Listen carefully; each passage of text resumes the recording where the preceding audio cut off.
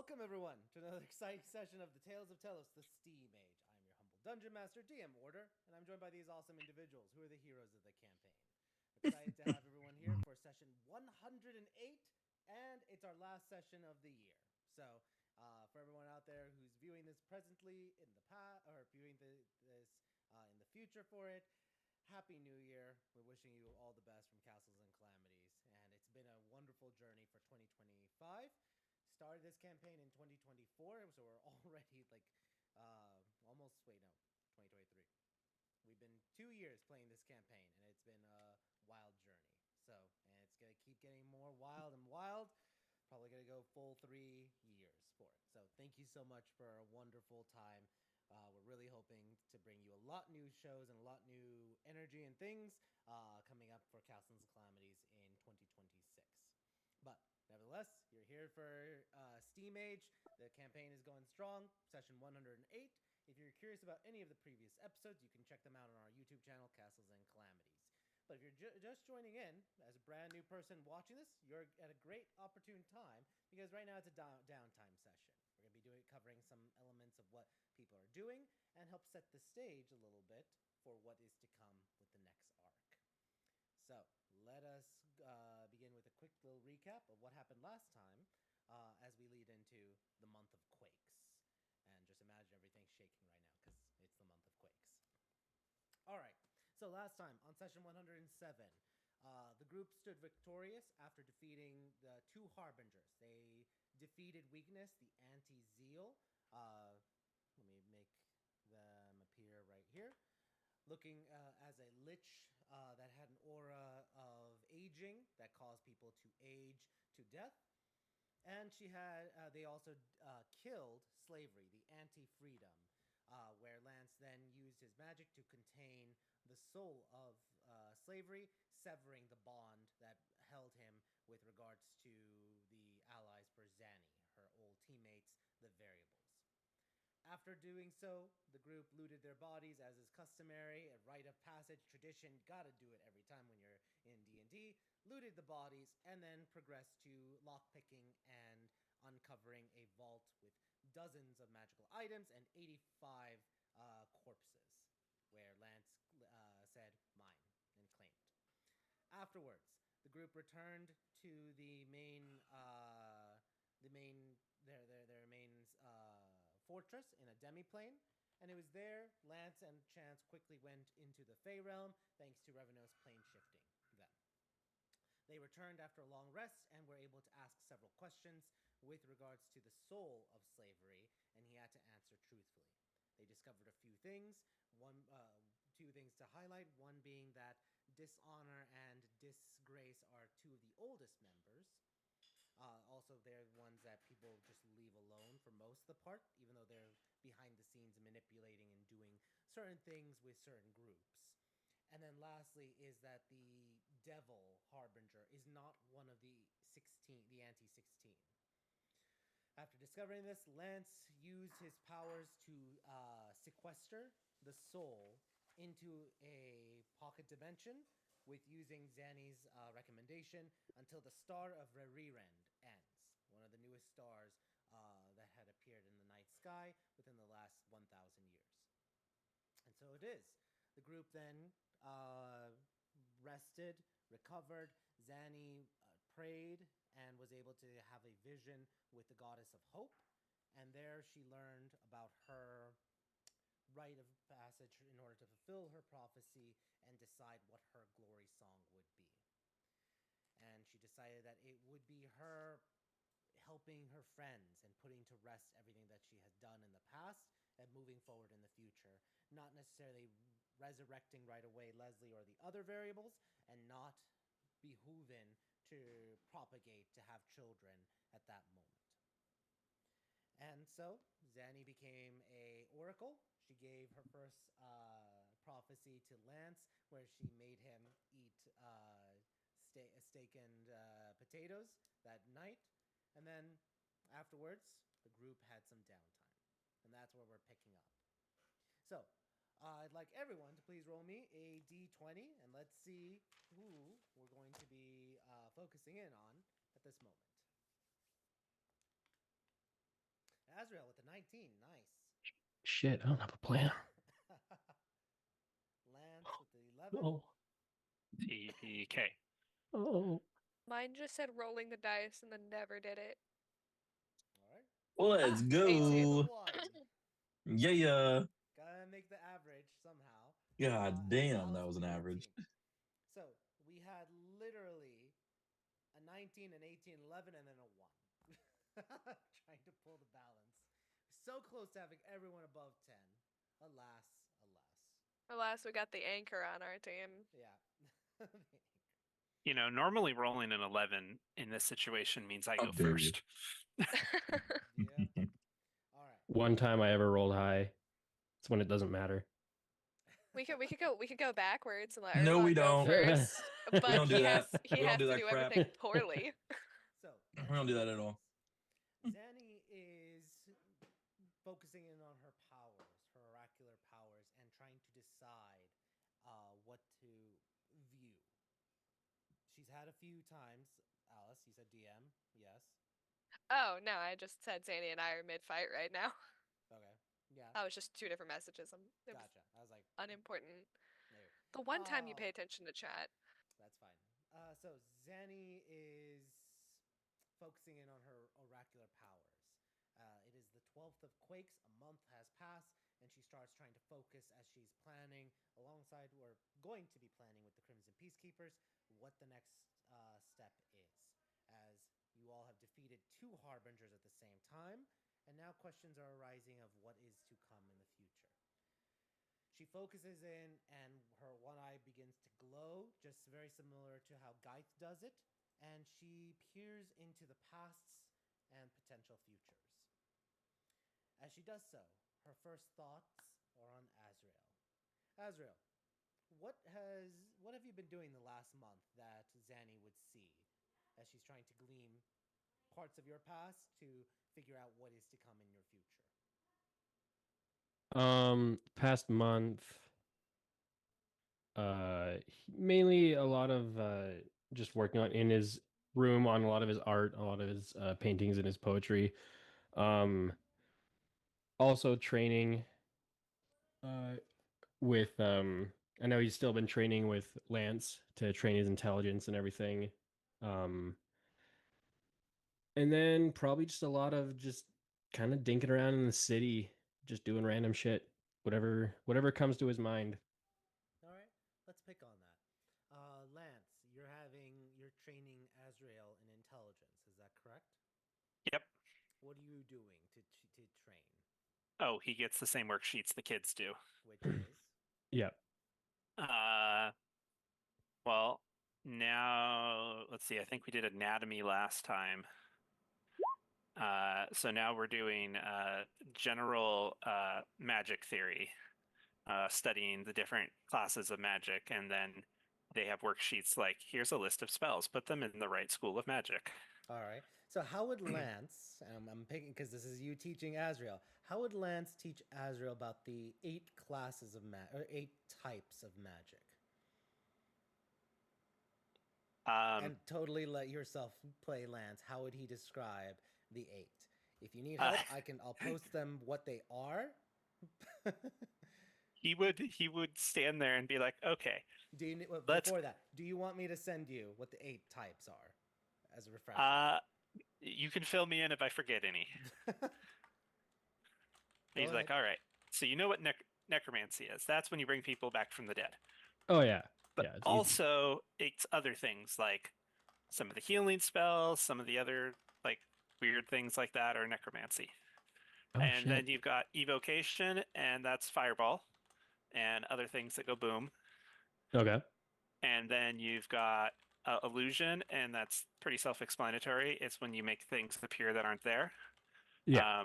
Those are normally what we do to mess with Erlon. There's abjuration, which is how to protect yourself.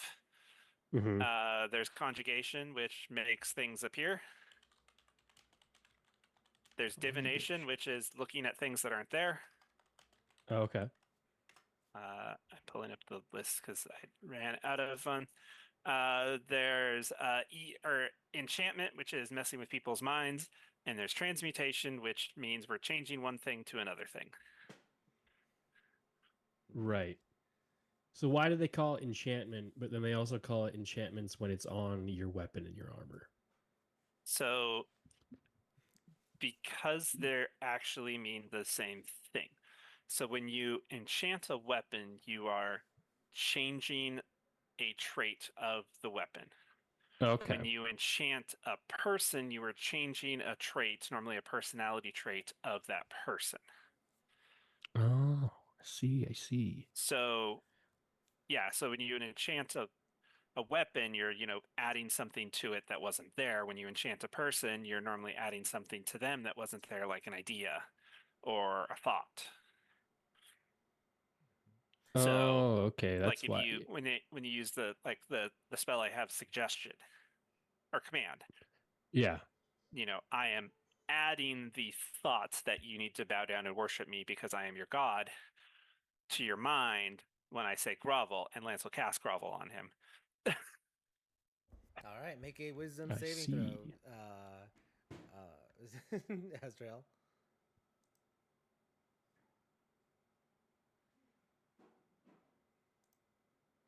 Oh, I forgot with advantage. You save. Yeah, completely safe. You're fine. I said, so when that does is that adds another layer or brings a layer, maybe it's already there, to the forefront, but that's why enchantment magic has a limit that you typically can't make somebody do something that would hurt themselves. Oh. So you can't, tell somebody to jump off a cliff because that thought isn't there, just like you can't put an enchantment to make, a weapon explode on impact to where the weapon destroys itself. It's the same I track see. of logic there with the limitations of magic. So See, I important know a question. couple of spells that'll do that though. They'll make somebody hurt themselves. Mhm. To an extent, but are they Yeah. enchantment spells? I mean, I think so. I'm still learning about because I don't really need to know the school. I just sort of tell the spell to work and it works. Yeah. You kind of just gotta sound convincing to yourself. And Lance, in that moment, you're like, yeah, makes sense for a charisma caster. Yeah. Important note, Alice. Did Alice donate paper industry paper for Azrael to take his notes on? I gave him a whole journal. Okay, so Azrael, are Now you using... it is a junk journal, to be fair. Yeah, so Azrael, are you using that journal for your notes or Yeah. something else? Okay, so you're Yeah, I'll taking use it. notes in that journal using the high quality paper that was then thrown in the garbage and then retaken. Mm-hmm. That's right. Perfect.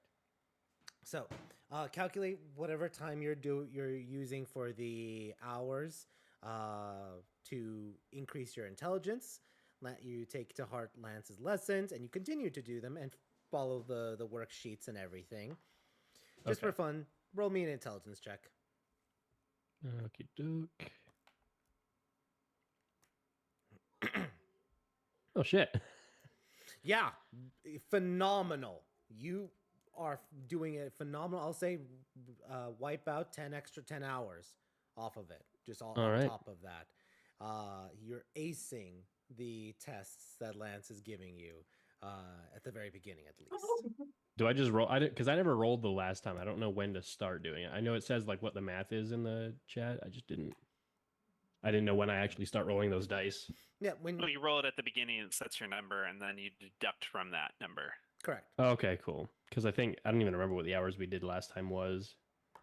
It was Yeah. 7 total hours, I think. So calculate that, or make a note to calculate that, and then we'll circle back to what your official number is after the session. Okay. Great. You're also spending time, you said, in the city, Any particular thing you're doing, like that you're like hanging out in the city with? Like, are you going to the movie, the cinema? Are you going bowling, going to the parks? I will say it's right now middle of monsoon season, so any outings you're going to get very, very wet if you're outdoors. Yeah. He loves that though, because then his hair gets all like matted and Yeah. gloomy looking and shit. And So but you yeah, could he be probably the goes and one sees a crazy movie. guy in the middle of the park. Just Yeah, he's just drenched. like brooding and shit like that. But then and sometimes he'll just hang out on like rooftops and shit, just like Batman, just to see what happens. Okay, nice. Fantastic. All right. And as you do this, you were able to have enough time. Are you spending money just for fun or casual things? Probably would, yeah. Okay. If I would say maybe mark off 500 silver for like spending that much money like chump change as you spend on whatever things you'd like to do. Like a random Yeah. movie, random snack, whatever. Just deduct 500 silver. Okay. Cool. Any other things that you want to note or highlight as Zanny is looking into your past? No, nothing of note. Okay.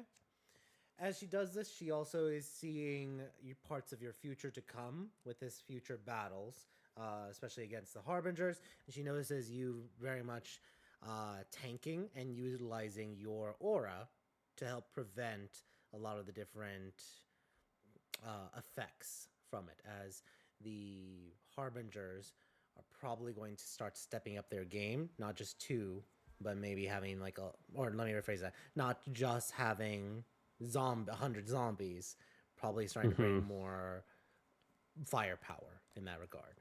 So Yeah. you using, or she sees you and later tells you that seeing you focus on your aura may be a good way to help the team in the long run with the next battle against the Harbingers. Gotcha. Okay. Great. Good to know. Also, welcome, Zanny. Glad you can make it. Just want to do a quick audio test. Can you hear us? Can you speak? All good? Hello. Hello. Yes. All right. Welcome. We were just we're going into just not sure if you fully were listening or not, like because you're having technical difficulties, but we're doing like Zanny's looking into the past with different people before she goes and talks to Lance, or as she's going to eventually talk to Lance to figure out kind of like the next steps or who the team is going to go after next. But want to give you the opportunity. Roll me a d20, Zanny, and let's see if where you land amongst the group.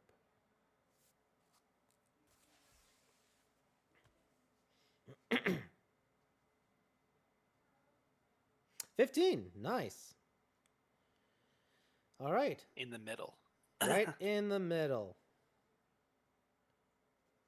So I'm going to put 3, 4, 5. 1, 2, 3, 4, 5, 6. Okay. Cool. All right. Zanny, you next look through. Well, let me ask.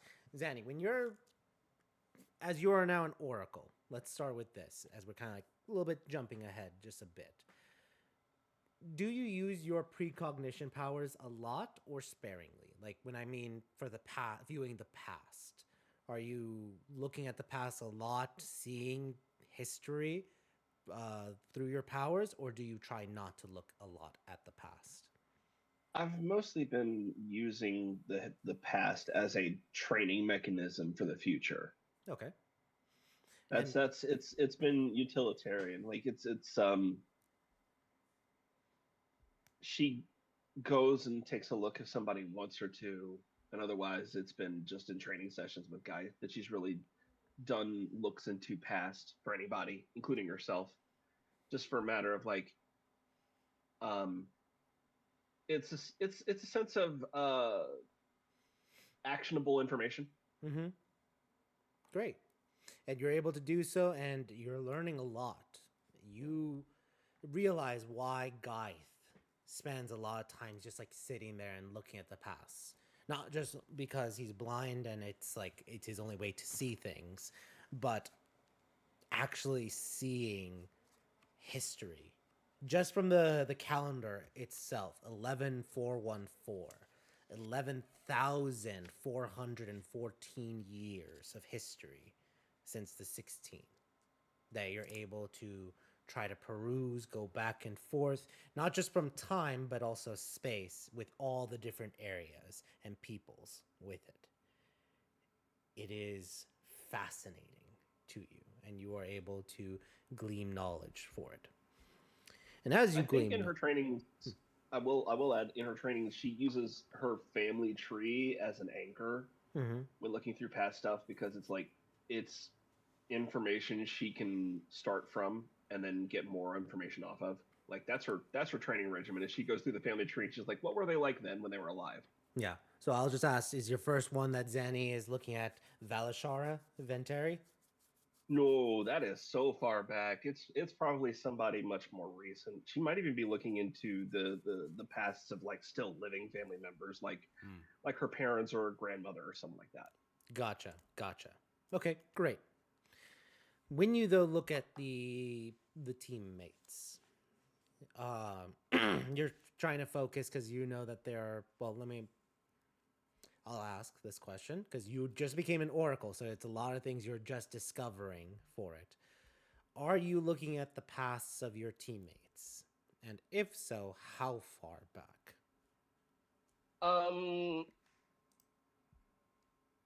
Lance, no. Chance, no. Um, Actually, now that I sit here and think about it, the only one that I might have done any prying into their past would have been Alice, but that would have been mostly to check the parts of her history that overlap with Bruce. Which is a good segue to Alice. Uh, it's her downtime.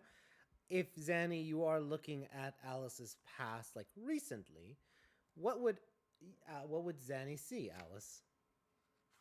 I don't know why she's looking at this point. She should have learned by now. Fool her once, shame on her. Fool her like 7 times, she's watching on purpose. Right? I'm trying Uh-huh. I'm doing it to try to glean information about this man that is fucking your family up, but all I ever get is you two fucking. That's what I was gonna say. You just Not lots my of fault. sex. No, it's not that much, okay? Bruce has a job. He has to go to work. I'm never home half the time, you know? All right. I feel like Alice is the "you can work from home" song. I think I've tried that one and Bruce told me no, so. So Alice, well, Alice has been training with Zanny a lot. We'll be working with Zanny a lot. Really, it's a lot of Zanny time. But Alice is starting to actually, and I mean this seriously, do training with Bruce. yep. So there Which is we that. will be RPing. That's I'm Mhm, gonna be. I mhm. have a list that I'm gonna be making for this next week that we will be doing. So that you will have some RP time with Bruce. That was not a euphemism. We will actually be, No, learning I things. know. No, I'm telling the people. Okay. Okay. People think I'm a We whore. we believe you. I don't believe that. Uh, and Alice has not been doing very much this downtime because she is so gosh darn busy with just training, and then during the 20 minutes a day that she's not busy, she is taking care of her child. And she went to the opera with Chance. That was nice. And sorry, was that No, what I no, was you supposed could to keep talk going. about? I was gonna say I was pointing at Lance as well, like No, all I the was things. getting there. I also Lance met one of my ghosts, and we're trying to figure some stuff out. We may finally become the Alice and Lance business partners of our dreams, where Yeah. we may willingly or unwillingly suture spirits onto bones. Is it an ethical practice? I'm not entirely sure. Zandy can be the judge of that. Well, Yeah. okay, so this is actually. I didn't tell you this, Alice, because I totally forgot about it until just now during RP. Lance would be wanting to do this anyways because he wants to figure out if we can put a ghost in a different body. Okay, that seems to cross even more ethical boundaries, but yeah, I mean, Well, I'm on board. there's a reason for it, but Sure. I mean, I Well, will. That there could be some benefits to that, but I will just remind you, Alice, because I didn't think this came up in the RP with Lance. Remember, Aisha fell off a roof when she was trying to escape, and then she died, and then they Yeah. threw her body in the lake to get rid of the Yeah. evidence. well, we're not gonna look for Aisha's body. I mean, Like- I'm gonna look for Aisha's body, but not like that hard. Yeah, fair. Just want to make You sure know, you we're- remembered that part. We're looking for another like not my ghost Mm-hmm. that we can experiment on. But Alice is more concerned with the ethics of. Yes, Aisha said that Nima's soul, there was something attached to it, but we don't really know if it's Nima's old soul or something new. So, have we created a new creature? Have we ruined the past spirit? So, lots of questions, lots of questions. Yep.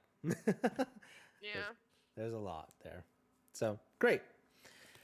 Well, with that being said, I think roll me a D100, please. All right, guys, we're taking bets on over or under 50. What's the general consensus? I think that the line is 30 for you. I have Okay. faith. I'm going over. Under. Under. Way under. Over. Yep. DM? What was your number, Ruger? Or sorry, Azrael? 12. 12. Oh. Okay, yeah, so I'm casting Divine Intervention. Boom, I knew that would make me roll high. There you go. Yeah. So this was with regards to your investment for your cars. They have a phenomenal month, especially with the invention of windshield wipers. So go figure, month of monsoon. Now you can travel in style and not need to worry about pesky rain blocking out your vision. So there's a good turn for your car investment for it. Please roll another D100 for me, please. So let's this see what one- this everyone one- else's though bets are This one's again. gonna fuck me. Okay, What is this Team? one? another Whoa. D100. This is Papery Industries now. 30. It's Under. hemorrhaging money. Oh, yeah. Oh yeah, this is specifically paper. Yeah. Oh, 88. Oh. You guys have too little faith in me. So No, I'm just trying to jinx it. If I guess Oh. low, it'll go high. there you Oh, go. see, there you go. So Papery Industries just got a new great deal because This a means lot I'm of not gonna be companies able to buy them out. were, and that is something you were planning on doing, Alice. But they have a big contracts that they're getting instead of paper cut press. So both companies that you are affiliated with are prospering. So Yeah, it's me. it's you. It's me. Also, how much did I make off of my car investment? The 91. I think I said that it's. Did I guarantee any amount? I don't remember. It was if I either did. 500 or 5,000. That's if they had. If it was a bad year, you would get nothing. But No, it was guaranteed I get at least something, okay, but I can't So- remember which one it was. yeah. Let me look really quickly. I thought you were order. Yes. Yep, it's 500 is the minimum. And then let me roll. And you are getting a ding because you said that for order. What? I was right. You get an extra 1,000. So I get 1,500. 1,500 silver. That's not bad. I mean, it could be better. So, hey, you got 3 times the normal amount. I think that's a great ROI.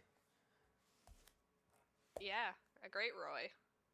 Return of investment. I know. All right. Let's go. Good old Roy. Now I'm just thinking of Roy from Super Smash Brothers. When, like, hey, okay. Zanny, any RP conversations you want to have with Alice separate from the one you're currently having with the training and anything?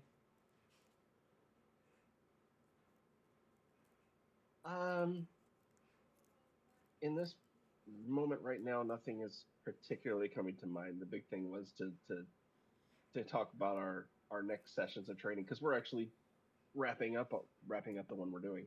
Nice. You shot me in the leg. I'm about to do it again. Do it. Do it. Alice, I'm about to do it a lot. are you... I gotta read this. I haven't been reading that RP channel. Alice, are you going to try to sneak into Erlon's room? No, I'm not gonna go stab Erlon. That was Okay. a joke. Just asking, just asking. I do still want Lady She caught. Azar to be fucking with him as often as she can. Okay. God damn it. Yeah. Roll a deception check. And Okay. Erlon, roll a insight check with advantage. I'd like to luck that. I don't need luck points. Rolling that again. Oh, it was worse. Yeah. You said with advantage, correct? Correct. Yeah, you're still feeling... You're still Okay, I swear to feeling God. haunted, Erlon. But you can blame someone. You know who to blame. Yeah, I know exactly. She's the only one that deals with She's the only one who ghosts. does ghosts. So, great. All right. Don't control them. With that being said, any other things, Alice, before we continue to the next person? Oh, guys, did you know my kid's almost a year old? I Oh my learned that God. the other day.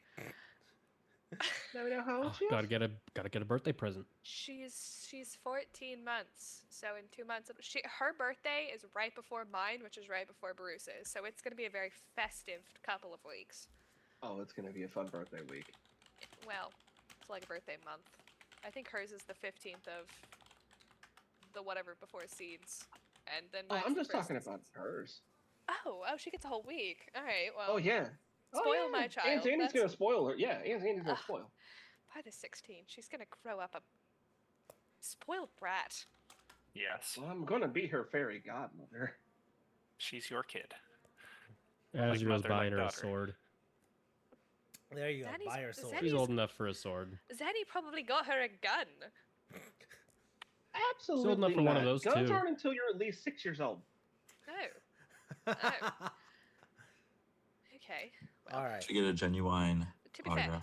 6 years old for her is middle aged, so Autograph. Exactly. Technically 7. 6.5. Does she Yeah. have a favorite animal? Oh, horses. They're really the only animals she's seen. Get her a skeleton horse. I was An- gonna say An that- autograph. Okay, An au- Uncle Lance is gonna buy her a pony. buy her pony- a... Wait, just want to make sure. Buy her a pony, or are you going to kill a pony and bring it as an undead pony? I wasn't gonna kill one. I was just gonna go talk to the glue factory and see if they had one lying around. Just checking. Porque no estás? I can't wait for this birthday party of useless things for a 1-year-old.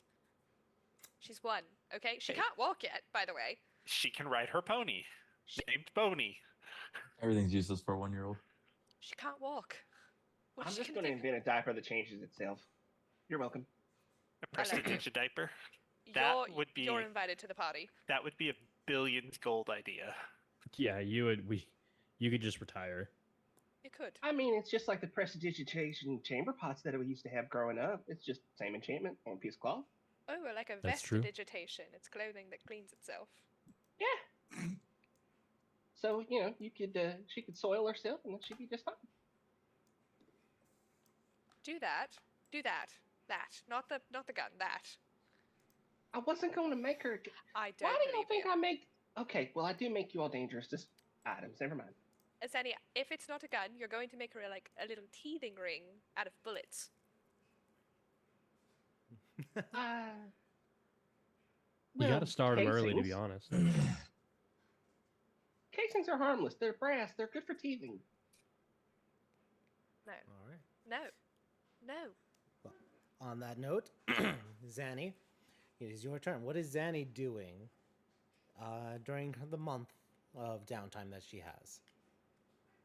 She's spending pockets of time with random people as there have been some crafting projects asked to be completed, and she is more than happy to step into the lab and do some work now that she is fully capable. But now with the upgrades to her ability to craft, thanks to my wonderful DM,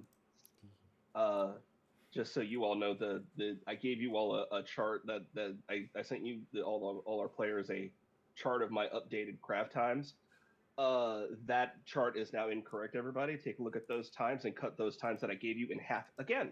And that is the times that we're actually starting with, because Dreammaker now lets me make things faster than it did before. Damn. Is the price still the same? Yes, price does not change, but the amount of time that we spend. So basically, I can, at a 35 DC check with somebody helping me, I can do a very rare item in 8 days. With this, I can do it in 4 now. Yeah, Oh, her that's her exalted vestige is 75% faster for all enchantment creatings or any magic item creations. Damn, my things are probably already done now, aren't they? Yeah, I All have it did was 75% off from Dreammaker. Another feat that I have a feat that I just picked up this level, Adroit Crafter, that reduces the crafting time again by half, stacking with any other things that you have. And also, now if I fail on a crafting check, I no longer waste material supplies. So we can drop 500,000 on an item, and if I fuck up the roll, we just lose the 4 days I tried. I can try again in 4 days, I roll again.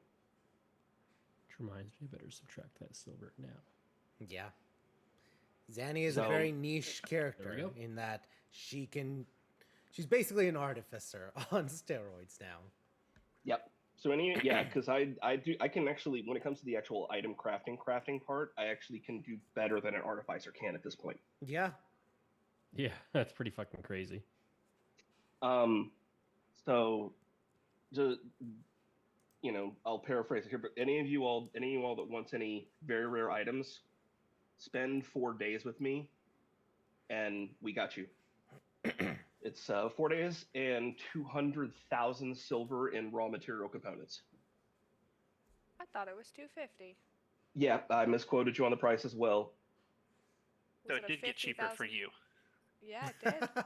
It did. This man was trying to take And- a and 50,000 Lance- silver crafting fee. That's Lance, actually that means true. I also Like, misquoted you. Keep a commission, Zanny. Yeah, you told me it was you updated me and said it was 2. Yeah. But especially because of the buffs that I'm getting from Dreammaker, I'm being able to spend a lot less time there doing that now and still getting everything done. So the extra time that I'm using, I'm taking for me. I'm finally drawing up plans and breaking and submitting them to get them to break ground on the bazaar. Mm-hmm. And you know that the bazaar, everything is getting primed now. They're just waiting for the end of monsoon season. That way they can actually work on the foundation and concrete and such without the rain messing with things. Unless you're willing to pay money for a wizard to cast control weather multiple times, all plans are on hold. Like enacting the plans are on hold until spring. But How much would it cost to go ahead and get a wizard on staff to just do that? Great How question. Because honestly, I might just do that. Yeah, How long does control weather last? I believe 8 hours. Let me look. Okay. How much is the spell? It's, I believe, an 8th level. Yeah, it is an 8th level transmutation. So this would be a So very. I'd have to, yeah, Hold on, give me I'd one have to second. talk to a pretty powerful wizard or druid. Oh, actually, the components if say it's just bits of earth and wood and water. True, I mean, if but- it's just 8 hours a day, Zanny, if you want to get the scroll, which is probably cheaper, Yeah, and I can learn it and Yeah. just do it. Yeah, because you could do 8th because level you now spell have slot. 8th level spell slots, Lance, right? Yeah. So yeah. Do you Okay. want Two away. I will. I'll take that path then. I'll go purchase a scroll and send it Lance's way so that he can just scribe it in.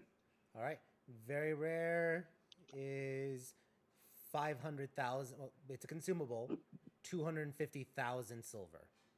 Okay. Let me mark that off my.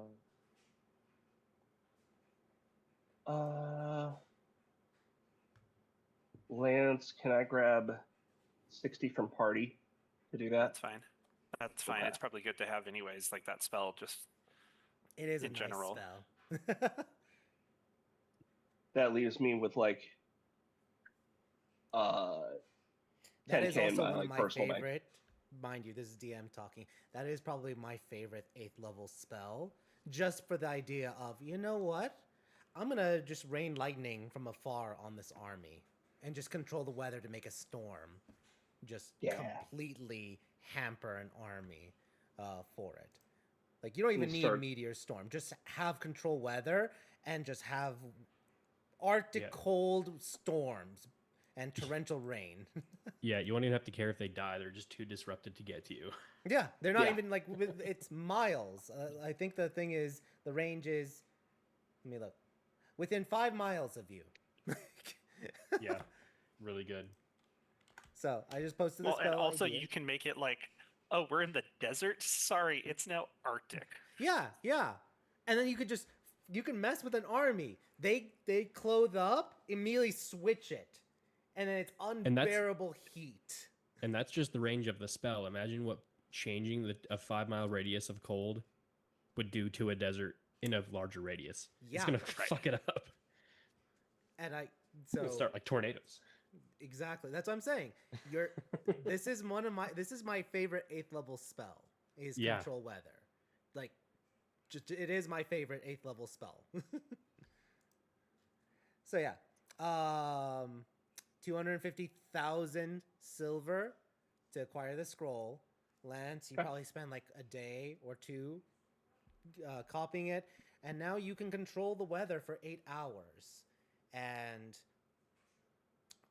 depending on how you want to do this, you can help start breaking ground with Zanny's stuff, but also help with Erlon's filming because that was on hold also because of It's a the weather. monsoon season.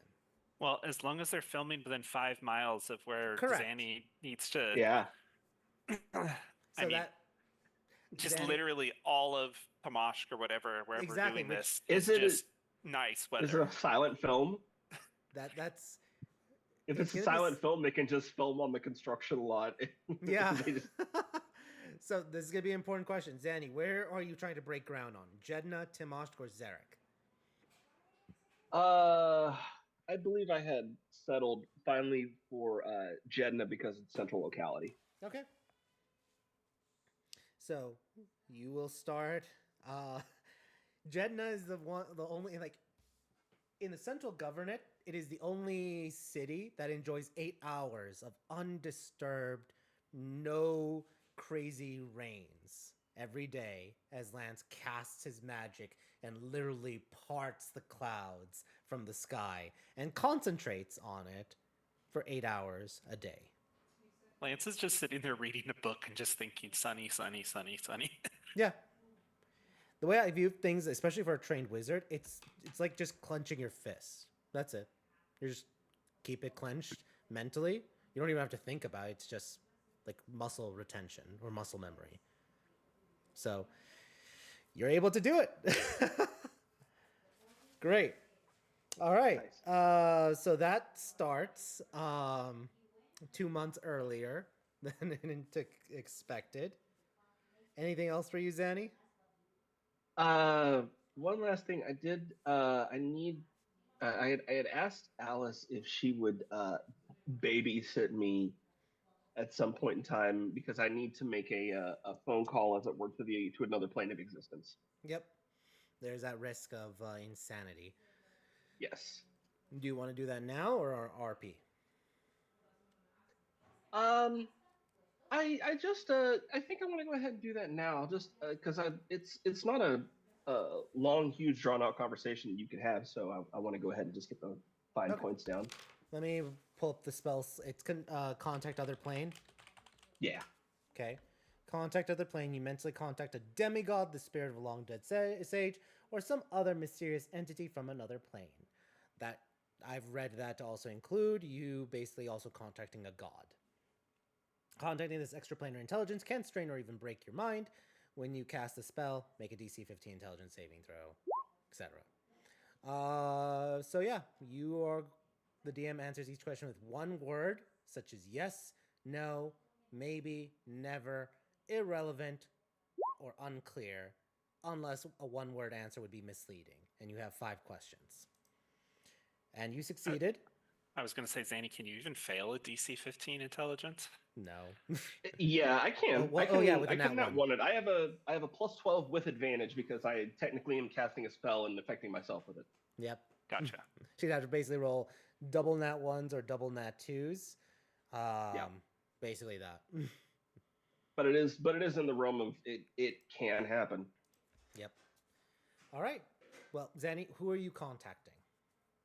I am reaching out to Ishara. Okay. You contact her, you feel your mind strain for just a moment as the spell is shunting your mind to connect with Ishara directly. And it's connected. What are your 5 questions?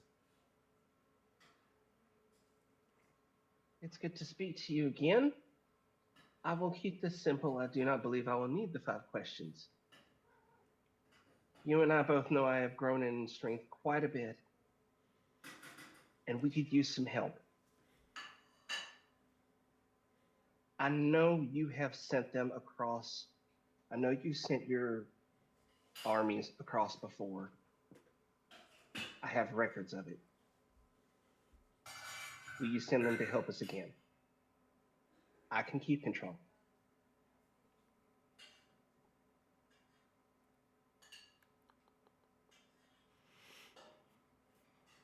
Unclear.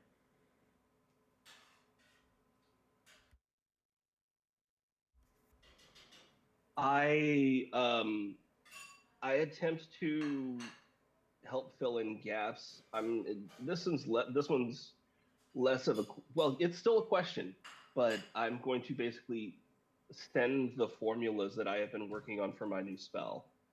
And the question is, you're a 20,000-year-old demigod. Do these formulas check out? And just to Because confirm, if so, I've got it. yeah, and just to make sure, these formulas, it's the one that you were thinking of. It's for picking the up. yeah, it's for the spell that I had sent you before. Yes. Then you get the answer, yes. Then I ask again, with me using this spell as a binding, will you send them across so they can help us? Yes. And when she answers, you can hear the almost like a bell in your head each time, this ringing sensation from this dream spirit. Oh. That doesn't how. Well, that was the bulk of it. Truly, it's a matter of there's 2 more questions of. Usually, people ask things of you. Is there anything that you would have us do?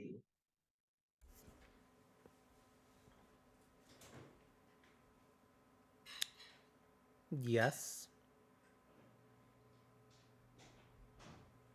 May I request that you speak to me in dream later so that we can have more in-depth conversation about it? Yes. And the spell ends. And that night, when you dream, it is mostly Ishara's wish is for understanding. She knows that her legacy have to or are inclined to be heroes, especially with them being the offspring and generations of Valashara.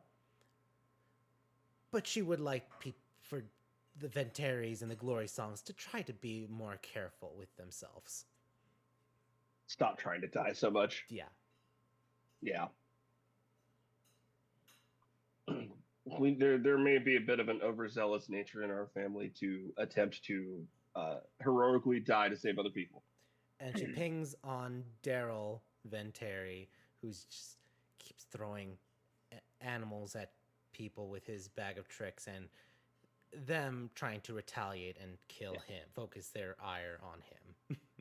Yeah, and then there's just flashbacks in Zanny's head of the Venturi family tree of like Balashar Venturi died 7 times, resurrected 7 times. Then there's like then there's the entire elemental side of the family that all died. Mm-hmm. All of the Genasi. Yep. They all died. The entire elemental kin branch of the Venturi family died. They all died in combat. I believe Valashar sired 7 bloodlines, and only 4 are still alive to this day. Yes. But on that note, anything else for you, Zanny? No, the rest of it is time for her and time for like she's spending time with Laura, pulling her out of like every once in a while she's giving Laura like a hooky day. No trading, no school. We're gonna go be mom and kid. We're gonna go like watch a movie. We're gonna go do like normal ass things, okay, kid? Nice. So I will ask then, kind of like a good way to end yours a bit and lead into Lance's. Are you planning on trying to look at Lance's future and create a prophecy for him? Yes. He has graciously volunteered to be my first actual victim, so he is the one that I have been focusing on since. Okay. Do you ask Lance about anything or talk to him about anything before you attempt to create a prophecy for him? Yeah, I think it's been a hot minute, but I think I set Lance down because we used to have our therapy sessions when he was talking about his attractions to monstrous races.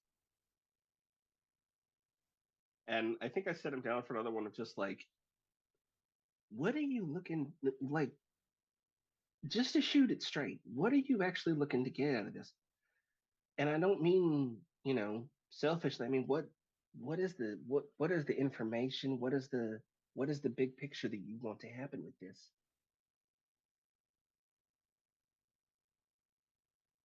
With in regards to the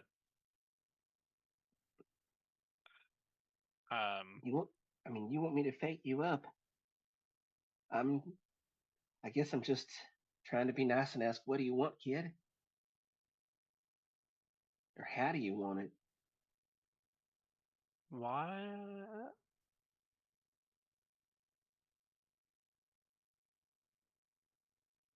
Do you want I to have would to work like for it? you to put me on the path that lets me be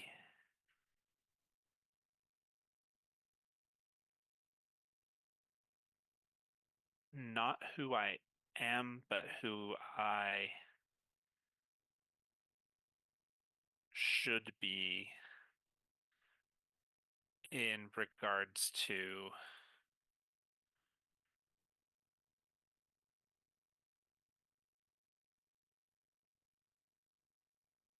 um,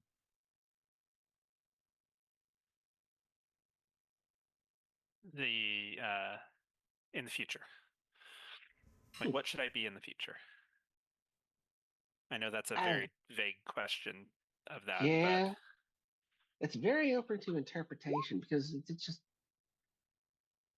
what do you really want for yourself, Lance? I mean, you're a powerful wizard. You're an extremely successful necromancer, and even if you stopped right now, you could be a baron, and you know that.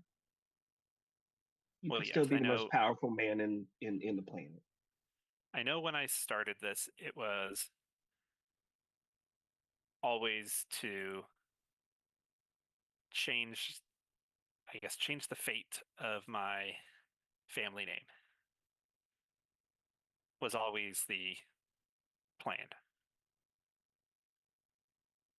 But now I don't necessarily care about that anymore. I think it's more about what is something I can do that only I can do to make this world a better place. And I think that has to do with something of being able to save the undead that are worth saving. That's a little something more that I think I could work with. You have your direction. You do know what you want, but sometimes I wonder if you're just kind of afraid to do it That's fair. because the world's going to kind of judge you on it. Yeah.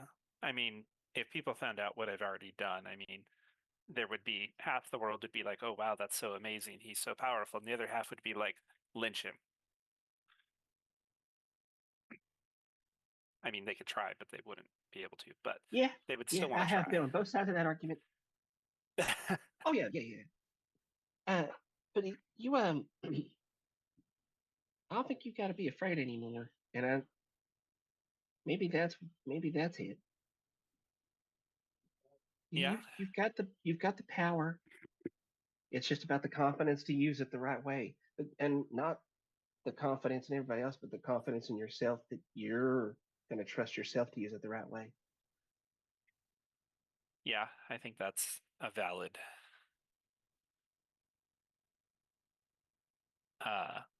interpretation of the situation. 'Cause, I mean, when it comes down to it, I can't. Me, fate. There's a whole slew of anything that can try to tell you what you should be, but just because you should be something doesn't mean you're going to be it. That's true. But I know you are more than powerful enough to make yourself into whatever you want. So we'll get you something down on paper that lets you get what you want with the wisdom to use it properly. Like in that old song, the Which power to way? be strong and the wisdom to be wise. Oh, see, I was thinking about the one where you got to be swift as a coursing river. Oh, I that's was more going to try to on make a man speed. out of you, that kind of thing. I don't know, what was the other one called? Like Man Son or Son of Man? That one I Something don't like know. that. Whole new world. Shining, shimmering, splendid. Yes. Oh yeah. Oh yeah. Yeah. Zanny just looks over at the carpet in the corner. Not right now. The carpet starts dancing. Yeah, it's like, nope, not right now. All right. With that knowledge, Zenny, do you tell the prophecy or make a prophecy with Lance? Yes, I think that night after we have that conversation, we sit down and try to pen it out line for line. Is this a prophecy you declare in front of the group or with Lance one-on-one, and then later with the group?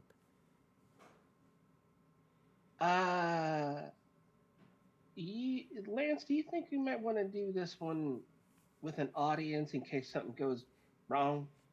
Yeah, it's probably best that, if you accidentally say that I have to go, murder the Sultana or something like that, that somebody witnesses that it's not my fault. Yeah. You don't think that's going to happen, do you? That I'm just going to suddenly break out into some shenanigans like that? I don't think you would do it intentionally, but I also don't. I would not put it past the gods to say, well, if that's what you want, the only way to get that is by doing something crazy and extreme. Okay, yeah, no, that's fair. Actually, that's real fair. Yeah, like I said, it's not you, it's them. Oh yeah, no, I think I just unlocked new anxiety. That is all. We'll be fine. It'll be fine. And I mean, hey, in worst case, if we have to kill the Sultana, then we'll just bring her back into, you know, unlife zombie, and then we'll just revive her. It's easy peasy. Oh, she'll hate that. Yeah, but she probably would never want to mess with us again, and we could get her to do whatever we wanted. See, you say things like that, and then I start to have to worry about you again. I mean, have you ever seen the old interrogation technique of the rogue and the necromancer? I mean, Actually, it was a rogue and a cleric. The rogue kept stabbing somebody until they gave him information. The cleric kept bringing him back. yeah. That was a story from about 50 years ago. Yeah, something like that. Yeah, that was me and Riddle. Oh. Yeah, we did that. Oh, okay. I remember hearing about it, and I was like, oh yeah, that makes sense. Lay diamonds on the table and be like, I can do this 6 times. How many times you want to die before you tell me the truth, kid? That's a good way to do it. I wasn't always a good person, you know. I mean, I don't see anything wrong with it. They just die a little bit. We got our information. I ain't proud of it, but we got it. I mean, you send somebody into the void enough times, eventually they're gonna break. Yeah. Sometimes they didn't come back. Yeah, well, normally if you're having to do that to somebody, they probably deserved it. Oh yeah. No, that's how I ended up sleeping at night. It was well, that and the alcohol. Yeah. You know, it's a good thing we have these conversations in private, because I would guess the rest of the group would be making a face right now of like, who are you people? Yeah. Yeah, there was a reason I used to drink a whole lot of alcohol. I had to live with myself. Yeah. But don't need the cup, don't need the booze. Got a better life. Got a better True. family. I ain't saying they were shitty. I ain't. They weren't. We just it was a different time to do what you had to do to not die. Yeah.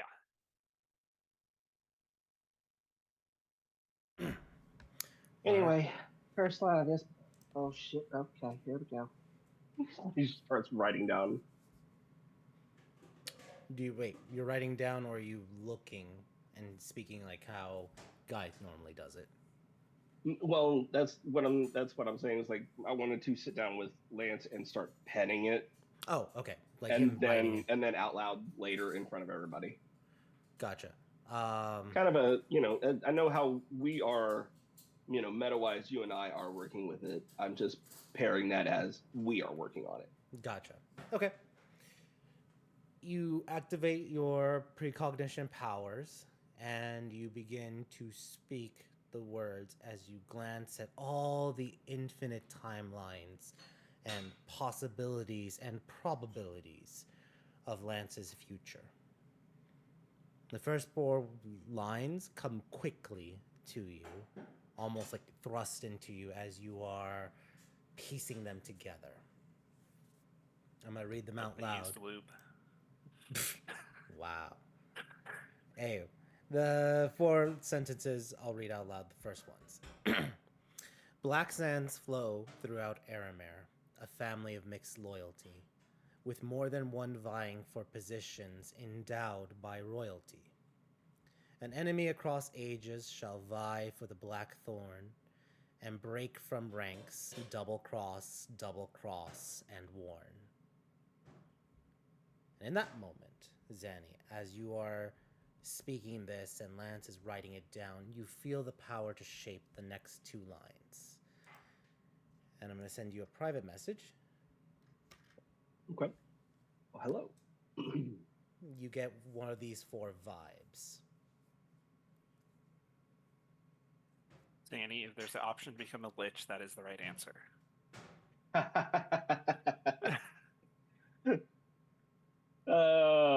No, unfortunately.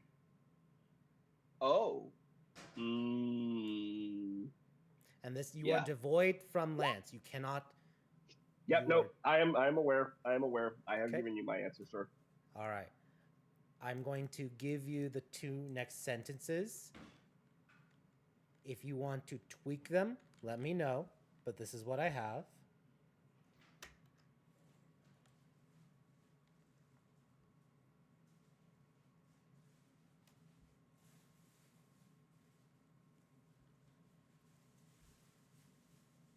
Okay. Yeah. No, that's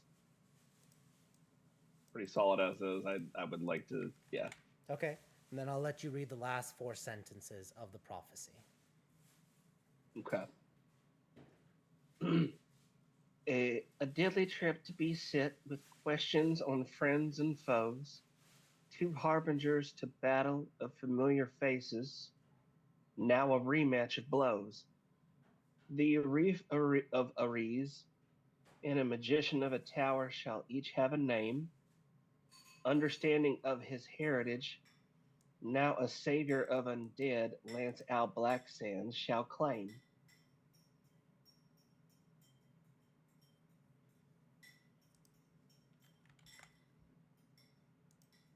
And I'm posting this in the Roll20.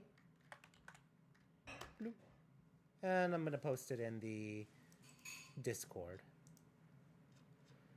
And you can see, like, I think Lance, you see that, like, there's a slight amount of resistance about halfway down, like the penmanship changes about 4 lines in, Yeah. and then goes back.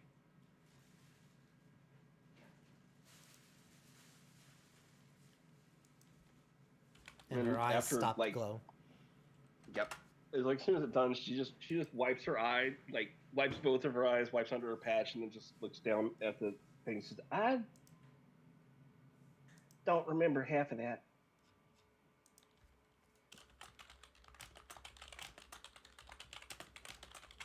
Did I say this out loud? Yeah. Oh, okay. Yeah, okay.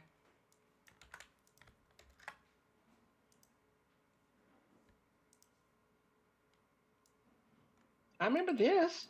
And just point to the deadly trap. I remember this. I remember a trap. I remember a rematch. What the? Okay. So we gotta have a rematch with somebody.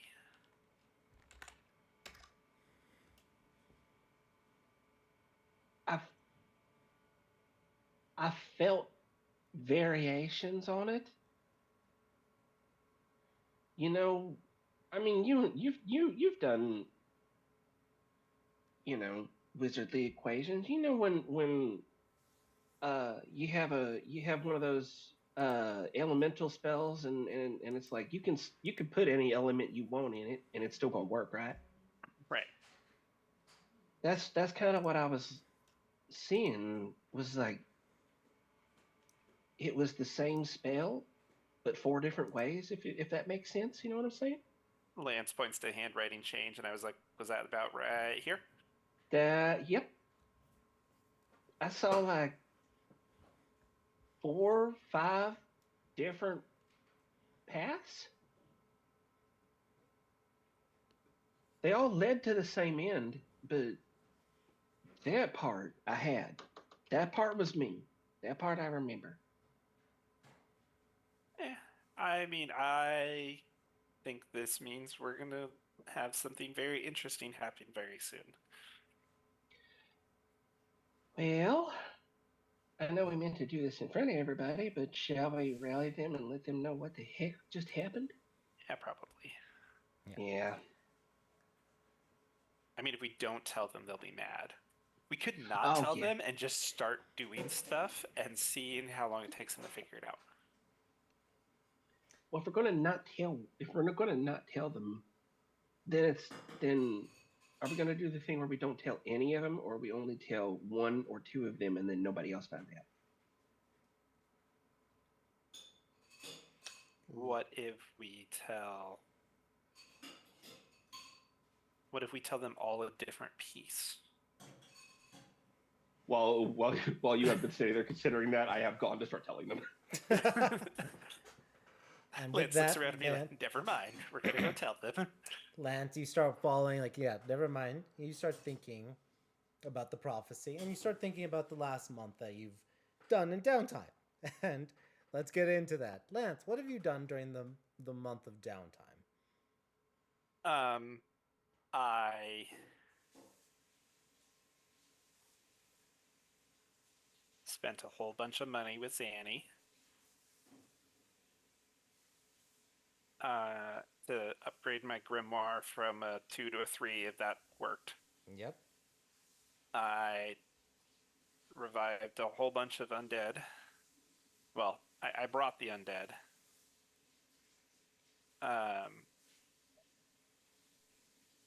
Or the bodies back so I could make them undead. Carving into. So you spent. Wait, there's 80. I think I said 84 or 85 bodies. You carved ruins on all 84 bodies. No, he probably hasn't gotten them all done. He's probably doing like one a day. Okay, so you've gone then 25.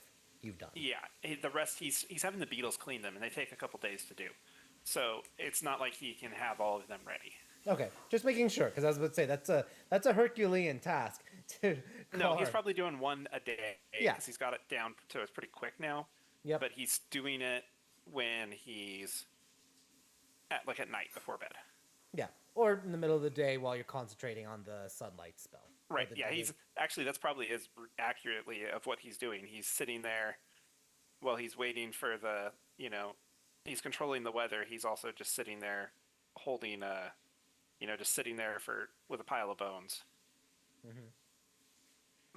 Great. So, wait, sorry, Azrael. Jumping back to you. Which amulet are you talking about? He's got an amulet of the vow, and I remember us saying something in the group chat about it.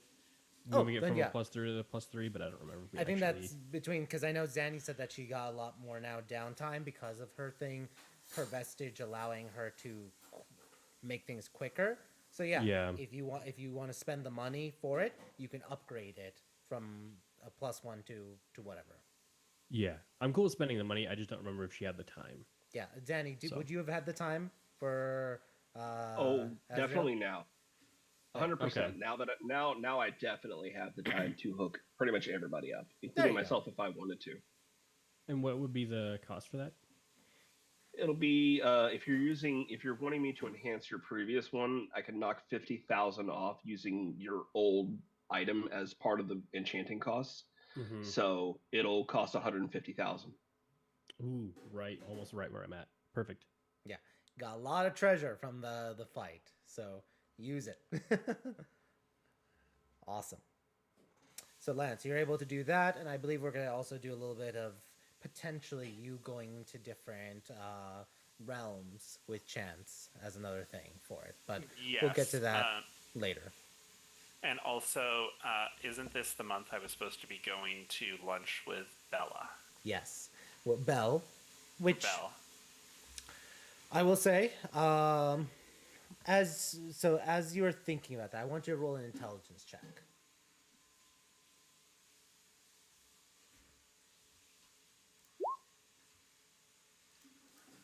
Perfect. Natural. Jesus. Okay. All right. You're. I can't help you with that. Do I have advantage? No, but I will give you. This is the start of your new arc. It is the last episode of the year. Reroll it.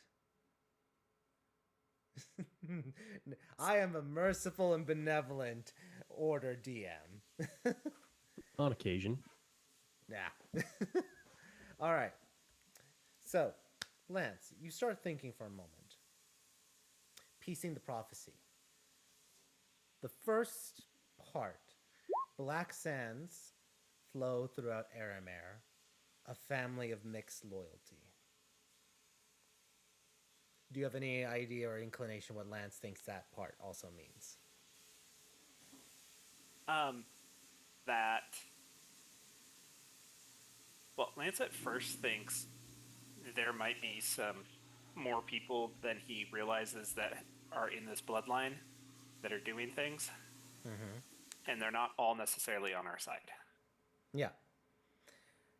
And then that leads into the second sentence, which couples with the first, with more than one vying for positions endowed by royalty. He assumes that means his mother is trying to become something. And you would know, understanding the last sentence, or the second to last sentence, the Arif of Eris and a magician of a tower shall each have a name. The first part that means we're going to lose a tower magician, and a newer reef is going to be named. And you know that with the Aramir Civil War coming to an end, Arifs are being appointed on all eastern territories, including Ares, where Timoshk is. There will be a new Arif of Ares. The previous was Malik al-Sadiq, and the previous one before that was Cyrus al-Blacksands.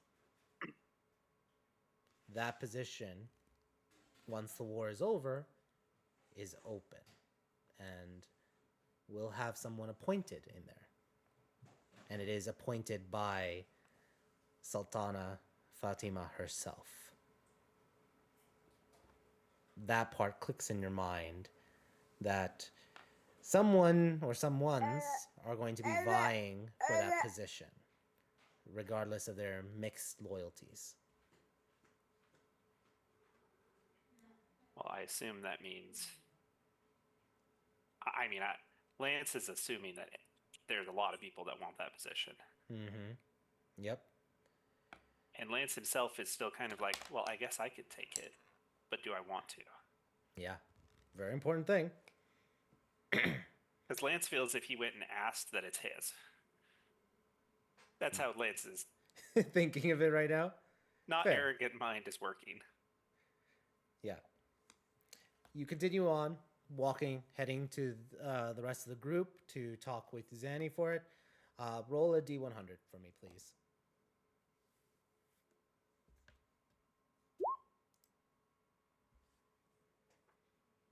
I talked a lot of smack to Alice, and it came back on me.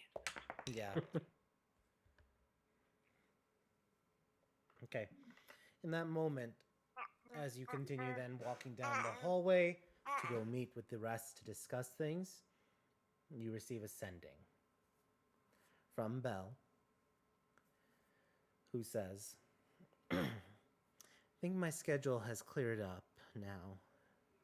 If you'd like, we can have lunch tomorrow or the day after. Let me know if you're free in the Fire or Earth Dominion.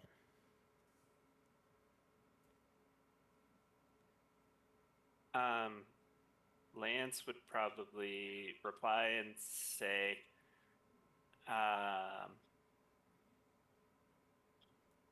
sure, let's meet at the,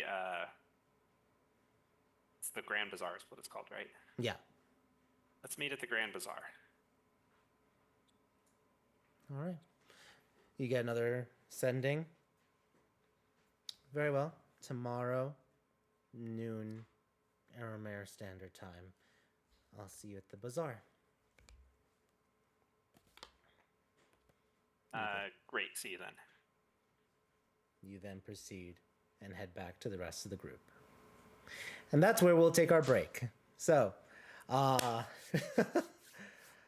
interesting things are about to develop. When we get back, we will go into Erlon to see what's going on with Erlon's downtime, as well as then the prophecy. And we may end early. We may continue on. Hopefully, chance arrives from there. But I'll see all of y'all in about 10 minutes. See you soon.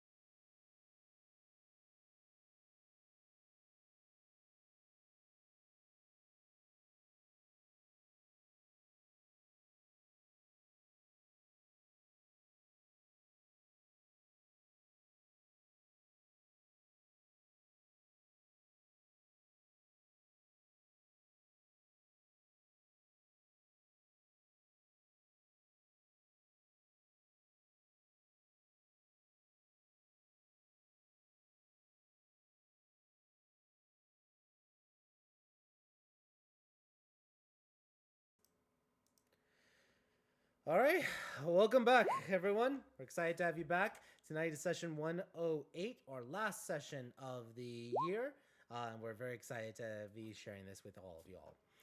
If you missed the first half, we just were going through downtime. We went through downtime for Azrael, for Alice, for Zanny, and Lance got his prophecy for it. And as he's heading off, he passes by or goes down the stairs past Erlon's room, and cinematically we linger on Erlon's room. Past the keyhole, we see Erlon flexing his muscles and probably looking in a mirror as he does so.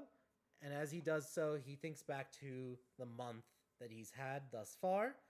Erlon, what have you been doing in the month of downtime?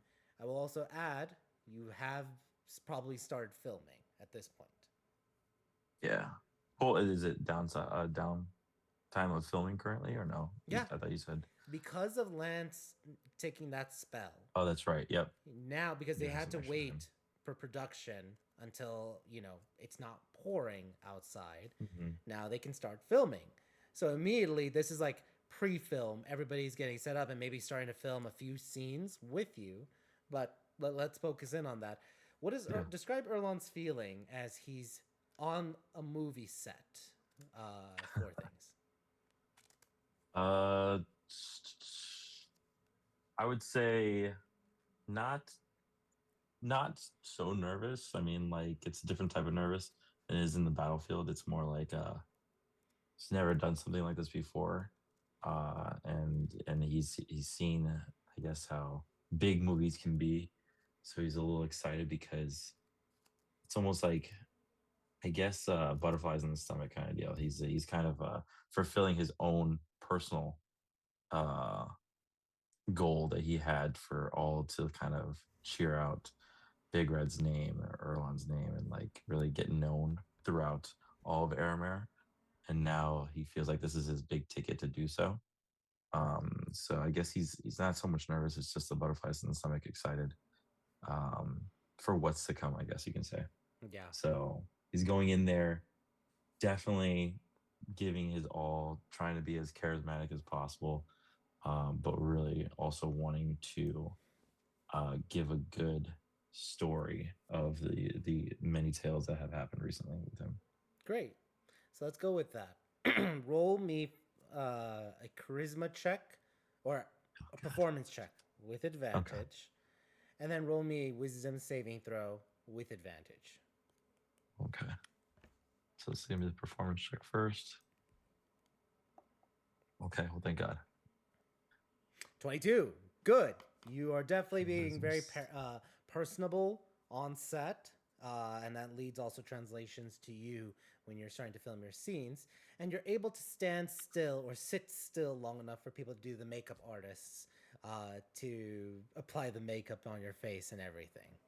So Awesome. you're not completely like twitching or getting too nervous or being a little bit of a dick as they try to do that for you. Especially as they kind of like accentuate, they put a lot of makeup on you. And the reason being is to try to highlight the different colors on you with the black and white nature of the film for it. So Nice. like there's a lot of extra color or a lot of darkening colors on you just to try to make you stand out in the black and white film for it. At one point you wonder, geez, I kind of look like Azrael at a certain point with like how much white, the poofy The things they white. put on your face with the makeup for it. Nice. So yeah, you're able to continue and do the filming for it. What are you listening to your director, even if you don't agree with him? Depends where he goes, what route he takes, I guess you can say. He's not going if he's against it, but trying- like he will tell you like tune, like pull it back, or he'll tell you like heighten certain words. He'll make you repeat scenes 10, 20 times for it without even filming it, just making sure you got it before they actually film it. And very much it's he's very controlling for it to try to make sure that it works. So with that type of Gotcha. personality, would you be listening to this personality that is telling you how to speak, how to act, how to move, to try to exemplify your heroism? Oof. I think he's gonna go back and forth to a certain degree. He's still going to kind of, I guess, listen to certain things, but he's still going to stay true to what he's always been, I guess you can say. So if the director kind of sways him in some other route of like, no, like I feel like you shouldn't be so loud as Big Red is, then he's going to maybe try, but still almost in a tricky way try to get it his way. Still try to, not take away from what he really is truly. So yeah, I mean, there's going to be certain kind of, I guess, a little bit of a tug of war in certain kind of degrees of like, certain scenes possibly where he wants to either, take away from who I am truly, who I truly am, Joe. Yeah. Like there's one scene this is one of the scenes that among many obviously that cause a little bit of contention, but like how you hold your axe. It is a great axe for things, so you're used to double for it. And he has you riding on a horse in one scene, and he wants it held a certain way so that it's perfectly angled, but it starts to hurt your arm, and you're like, why not lift it up higher if you're charging someone, or have it a little lower to ease the arm? And he starts bickering with you like, that's not what we want. We need it to be at exactly like a 90-degree angle right here, and hold it up so that they could see the arc for it. So it's like a little bit of petty things, but it makes sense why he's trying to do it, so they can capture with a film. But you argue with him for that. Yeah, there's gonna be small bickerings. But the biggest thing is, like I said before, this is something new to him. So, Arlon's really big on the why. Yeah. If he could give me a good reason of why, then he'll take into more consideration and kind of fall into place. But then I will say, if he can't give me a good enough reason, then there's gonna be issues. He always has a reason, and in his mind, it is always a good reason. But I will say, just based off of your amicability, I will say you're able to finish at least one episode of filming for it. Okay. So, all right, Zanny, this guy. You're able to have movie star treatment. Like you see, there's like a buffet of like donuts, of catering, of things that you're able to enjoy while you're filming. You're able to sign autographs for everyone, especially as you're an actor now with things. Very much you are getting that highlight for it. Awesome. Is there anything else you're doing aside from starting the filming process that you're doing during the month of Quakes? Yeah, so in the meantime with that, probably the typical checking out the gym, making sure everything's going right. I guess visiting Scanners Guild as well. A big thing that I wanted to start up was finally giving Eloquent the full go ahead to kind of, I guess you can say, doll up our living quarters or where we're at now, because I feel like it's more permanent than what was originally set. And seeing that I want her to be safe, and I want her to be around as much as possible. I want her to fully have the reins, I guess, and everything. So there will be a shopping montage, I guess, that you guys like so much. Yeah. So you're maybe able not to so do much a shopping montage. So let me ask you this: how much quality are you going into for decorating your personal space? Like, are you looking for cheap, or are you looking for actually good? No, the best of the best. It's mainly for her, because I know that I'm terrible in this relationship, and I'm the one that's going off and doing things, and I'm leaving her there. So it is going to be the best of quality, and it's like the platinum card. She can just use whatever she wants, and I will okay it, and you'll see me in the background holding everything for her as she goes and does so. Okay. I think this is something that Eloquent hasn't been prone to doing in the past, at least that she has shown, and I want her to kind of have full power in all this. And she is very quick and happy to do so. Roll me a d4. D4. The D4 of all fours. All right. The 2. 2. Mark off Middle. 75,000 silver for her shopping. That's all right. That's what we do Expect the things. This is worst. actually why we fight these battles. Is really just a resource for her. High quality, good furniture at a bargain. She does get a few bargains and completely decorates and makes it a very somewhat princely room for you. And it is good quality. She's not just looking for extravagance, she's also looking at comfort and extravagance for it. Awesome. So that was what the 2 is for. So Awesome. but yeah, 75,000 silver, and that concludes it all in 1 month of shopping and decorating. That's not so bad.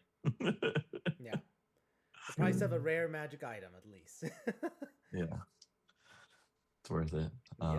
But yeah, it's gonna be mainly that. I'd say probably building a relationship wise with her. Girlfriends are bit more. expensive. That also includes dates. I'll add into So yeah. Awesome. Anything else? You well, roll me a athletics check with advantage. This is for your gym. Yep.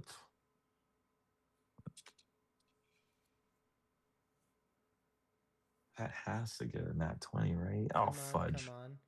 Let's see what it is. A 19. Hey, 19's good. Yeah. You're gonna feel a little. You feel like you're not putting in as much effort as you usually would, but it's still, compared to other people, impressive. But you do have Gotcha. a good workout and good trainings at the gym, your Red Bear gym, and then roll me an attack with advantage, just a random attack.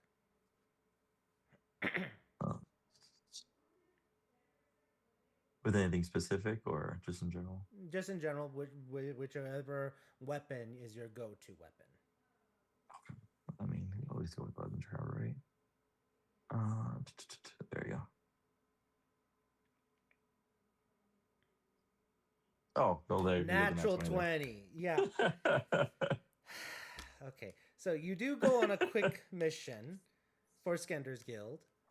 Nice. You go and you kill a bunch of, what was it? It's not Sphinx. It's one of those other creatures in the desert that has like the body of a woman and the body of a Lamias or whatever they are. Lamias. Thank you. So you do get rid of and kill a bunch of Lamias for it, and roll me a D10. D10.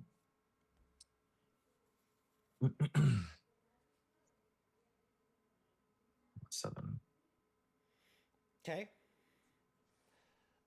You save hostages on top of that, so more fame for you, and you get back 70,000 silver.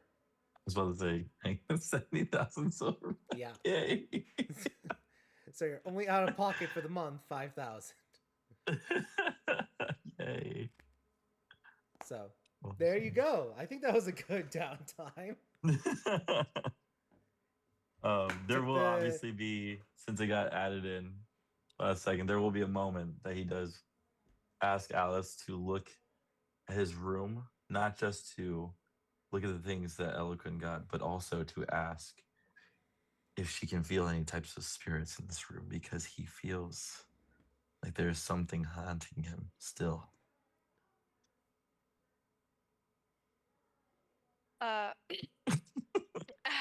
Alice will agree. She hasn't been in his room ever, so she's really gonna ham this up. The very second she crosses the threshold, she's going to like shudder, and she's putting on the whole like, modern day medium ghost hunting show type vibe, where she's like, oh. What is it, Alice? What do you feel? So, I'm not sure if you understand how my abilities work, but sometimes I can feel things and sometimes I can see things, and God. while I don't ever know the intent behind the spirits, I can occasionally feel if one has more of a malicious reason it's been trapped here rather than going on to paradise, rather than, benevolent, unfinished business and Wait. So there is something. No, there's definitely something. Elon, it's big. What has it been doing anything to you? No, but Eloquent, do you hear that? I'm not crazy. There is a spirit in here, and it's a big one. So how do we remove it then? Remove it. I don't. Well, I mean, Alice, have you you? know about these spirits. Come on. Yes. Well, sometimes they're very big bad spirits, Elon, and I can't just wave them away with my hand. I haven't done anything wrong for You've this. killed a What? lot of bad people. Yeah, and so have you, kind of, but you I've as a also group. got a lot of ghosts around me that act as a very natural defense system against the big bad ghosts. But you, unfortunately, it seems like something very large and very angry has attached itself to you and wishes to do you harm. Does it have a name? You always name these ghosts of yours. Does Well, this one have a name? they tell me their names, darling. Like I said, I don't. Go ask. Talk to this one. Okay. And DM, I am speaking to Lady Azarth. Doing my best to channel her here. Even though I've never successfully called on any one of my ghosts in the past. Now Well, is the time. Roll a d12. A d12? Sorry, read d10. D10. Oh, okay. I was like, oh. Did I get two more? It's not her. Okay. Oh, malevolent spirit that haunts this place, please show your face to me. Which one is it? Which one showed up? Do I see anything? No. Alice is gonna keep walking around, and then she's gonna get into where their bedroom is, and she's gonna go, oh, malevolent spirit, and then she's gonna scream. Oh God! What? Oh my It's in God! the bedroom? It's hideous. What? Oh God! Are you and then serious? she's gonna run out and shut the door to their bedroom as hard as she can, and like push her back against it. Oh, Erlan, it is not safe in there. It's my favorite room. What are you talking about? Oh God! Perhaps we should call Revenos to deal with this then? No, you don't. Revenos can probably help, Alice. Why would we Okay. not? I mean, Eloquent's right. Revenos can probably destroy the ghost with a thought. Oh my God, that would be perfect.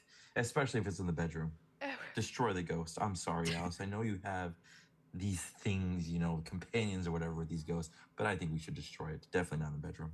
Well, what if I try to summon it so I can ask it to leave? Wasn't that what you were just doing? No, I was just saying if I could see it. I can actually summon ghosts. Okay. Summon away. Okay. You're saying I could do that ritual here in your bedroom? Wait a second. You said ritual. Is that just like that one that we did a while yes, back? but I've gotten better at it. I've heard that before from Lance. Okay, I'm gonna draw, and if they let me, I'm gonna draw as big of a chalk circle in this room as I can. Gotcha. Okay. He's staring at Eloquent as in like, are we okay with this? She's frowning because she's ruining the carpet as she's like drawing with chalk. Oh, it's carpet? Yeah. I thought we had stone floors. She put carpet. No, we put carpet. We You just put got all this carpet nice stuff. in Did the you area not leading see up to all the the room? beautiful Yes. things? Oh, well, if there's an area without carpet, I'll do it Well, on the you not didn't carpet. specify, so. Well, if I saw there was carpet, I wouldn't do it on the carpet.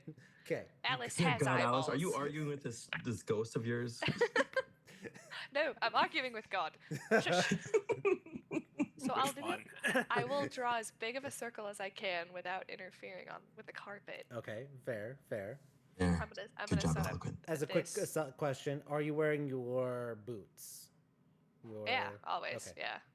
So, as you when you're mentioning all this, you do feel something kick your foot a little bit. Oh. Oh. Ow! It just tried to attack me. Well, he's not trying. He's doing it. It's a little red, remember? Ow. Okay. Wait, is your little red in this room? No, I don't know. I don't know what you're talking. I thought you were talking about Little Red. Yeah. Did you go get Little Red? Oh, The doll, that remember that Yes. Chance gave Erlon that starts to imitate Big Red? I hate that thing. I'm gonna ignore that and just finish up my big circle here. Okay. Put my diamond in the Big Red. center. Oh, mysterious ghost, Lady Azoth. Under her breath, that haunts this room. Please grace us with your presence that we may know who you are. And who are you trying to summon? I'm summoning Lady Azoth. Okay. So, you roll a charisma check. Right. Oh God. Okay. That was pretty good.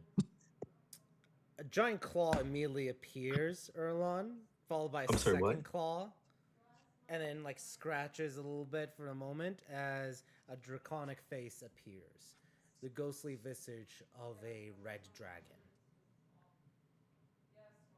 What is Erlon's Alright. reaction as he sees this? I'm looking immediately like Alice, and I'm like, Alice, I am 2 seconds away from killing this thing. What did you summon? I summoned the thing that has been haunting you. So I need to kill this, correct? No, it's dead. Okay, we're just gonna let it come out of this portal that you created. Okay, it's not a portal. We're not killing a dragon. Eloquent, he seems very forceful when she says that. But Eloquent, I understand. Erlon, But this is what's been haunting us. I mean, it's trapped. It's trapped in the circle. The spirit can't leave unless you Please. disturb the line. You speak Draconic. Why don't you ask it what it wants? yeah, Connick's going so well, and he's going to. And immediately the door bursts open as Zanny appears. What the fuck? Somebody screaming? What happened? What happened? Oh, yeah, Zanny. that's right. Yeah. Like Right. both guns up, loaded, cocked. Alice, just you happened? hear is Lady Azoth is growling, and she's kind of like eyeing you a little bit. Alice is trying her best not to laugh. Zanny, you came at the right time. Okay, I finally had Alice come in here, and you know how she does the ghost thing. She told me that my bedroom was haunted, and it was a Yes, big one. Chalk? And that's chalk, and we summoned the almighty, powerful, big being that has been haunting me in my room, and here it is, and we're staring at it, clawing away. And I'm not supposed to attack it. 16. Zanny puts a hand on Alice's shoulder as she says, "Oh, my 16," and mind links with her. Are you fucking with this young man? You just hear back, yes. She turns.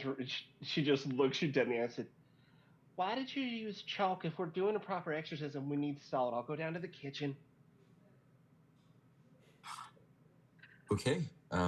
Well, apparently you weren't doing the right thing, Alice. Well, I know how to summon them. Getting rid of them is not my forte. So we're exercising this thing, as in it's gonna be gone forever, correct? Yeah. We'll Yes. do a circle of salt. Zanny, I thought you were Pretty much the whole going room. downstairs. You're going downstairs, Zanny. Go get the stuff. Okay, fine. You two have a conversation. Bye bye. Look, Elon, sometimes you can get them to like finish their business if you just talk to them. But I Okay, can't speak. I can't speak Draconic. All right, I'm speaking Draconic, and he lets out a big, like, from his belly speech of, "Why are you here, haunting me?" Her eyes drift towards Alice. Alice, roll a persuasion check with disadvantage. She is not a girl's girl. We're being honest here. And I'm intimidating the crap out of her right now. Like, I am like, Oh, one of them's a natural 20. oh, it was. I'm gonna use luck. Can I use luck? It's with Unlike that. disadvantage. Yeah, So but what it's if I the use lo- luck? Can I just take It's the 20? the lowest roll. It's the Alright. lowest roll. It's disadvantage. Sorry, what was your question, Erlon? I want to rehear it again. No, you're fine. I was like, unlike that. Unlock that. No, but she's fine. Yeah. So why are you here? You know, haunting me.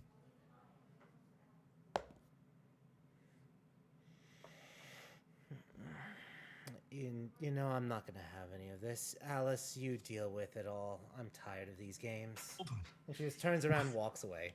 You're no fun. Alice. Her tail flicks and almost like... Oh.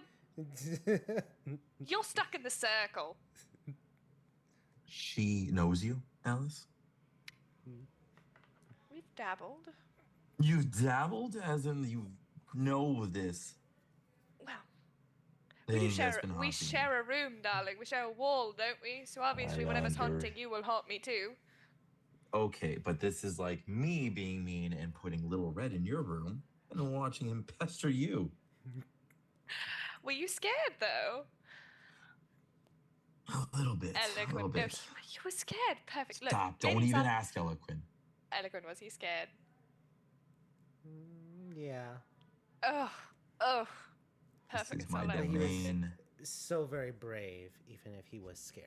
And she puts her Thank you, arms around Oh, Erlon. okay. Not while I'm in the room. Yes, and he's staring right at Alice as he's giving her all these kisses all over. He just starts kissing, making out with Eloquent. Okay. So living in the room next to Bruce and I has finally taught you how to be a man, I see. Oh, but apparently you haunting your so-called best friend is okay. Oh, well, I mean, of course. I'm sharing my ghost with you, darling. Sharing your ghost as in pestering me. Were you watching maybe through your ghost? Can you do that? Oh. No, I can't even see them without this circle half the time. Hmm. Well, unfortunate for you, because you would see the great things that happen in that bedroom. Erlon, I've been married for 7 years. Yes, Alice. And? I can promise you there's nothing you're doing with Eloquent that has not been done in the bedroom. Over there. Reminder, Alice, I do like a good competition. And I never lose. Okay, we're... Sorry, Eloquent. Eloquent just like Eloquent, walks sorry. away. Look. Did my dragon leave? Yeah, she did. Ah, you could have at least left your story with me, darling. You feel the story did come to you when she flicked her tail at your face. Thank you. I'll take you to the opera again.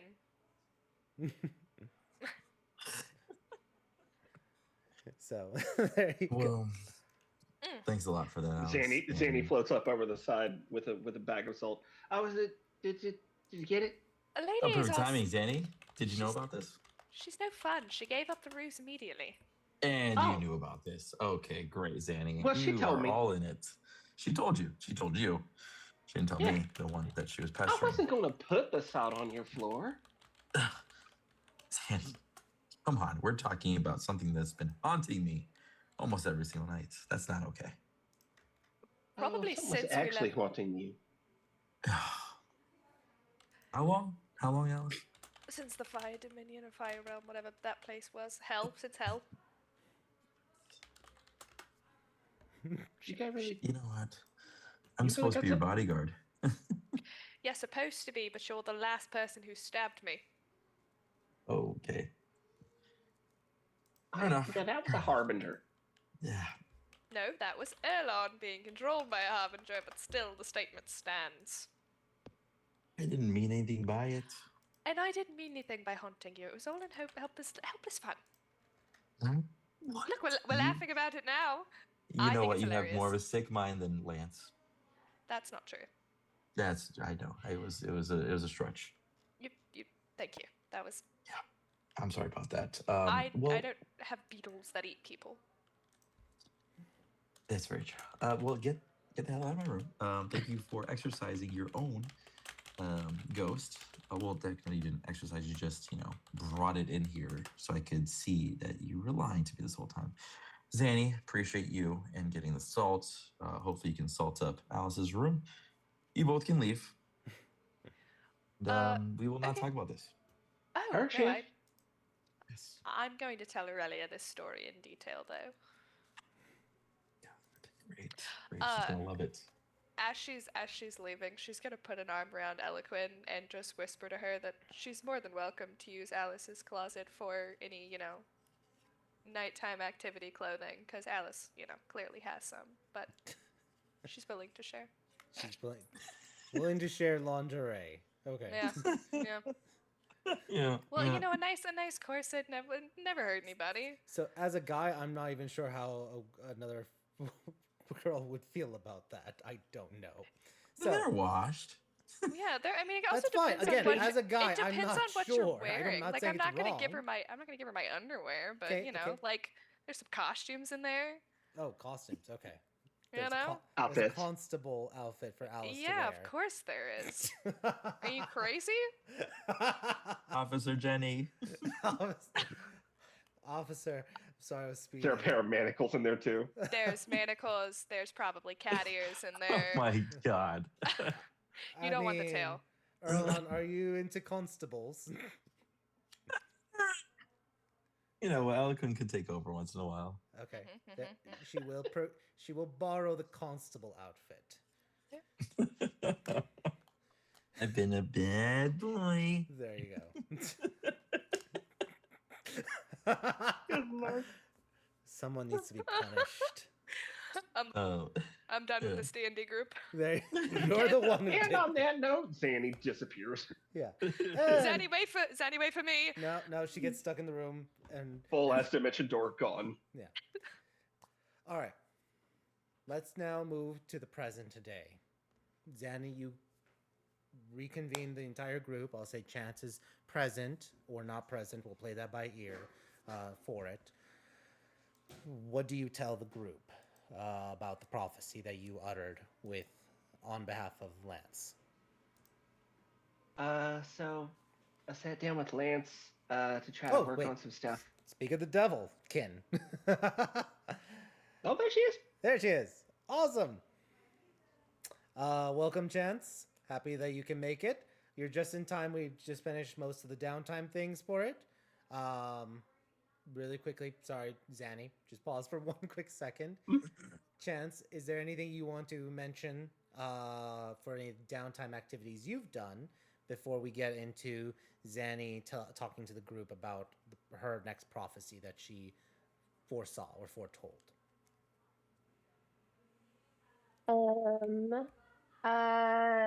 I talked to Lance, and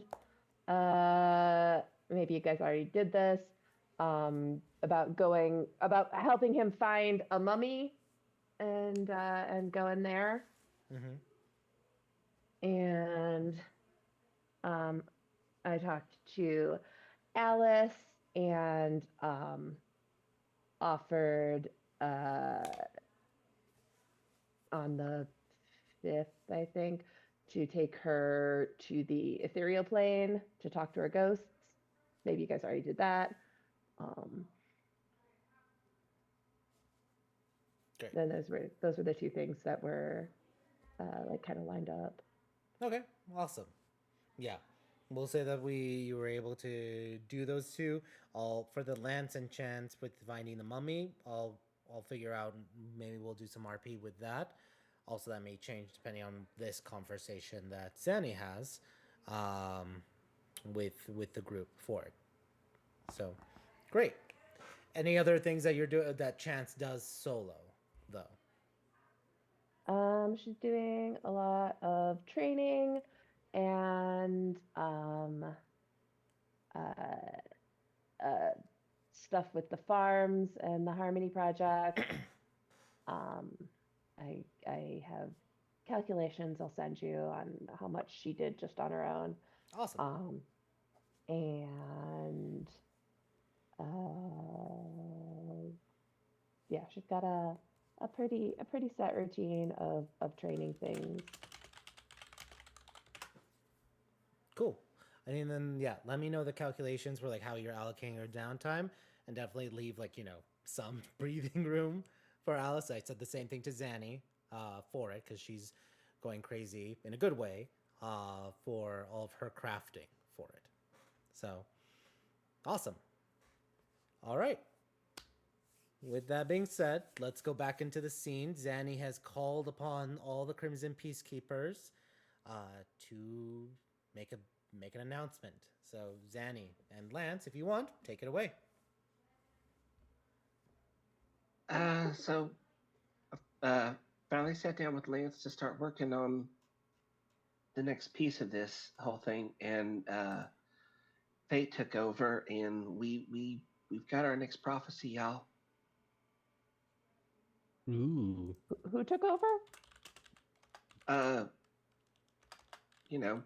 Fate. We started working on it as if we could somehow write it ourselves, and as we started to actually work on it, it just started coming into being.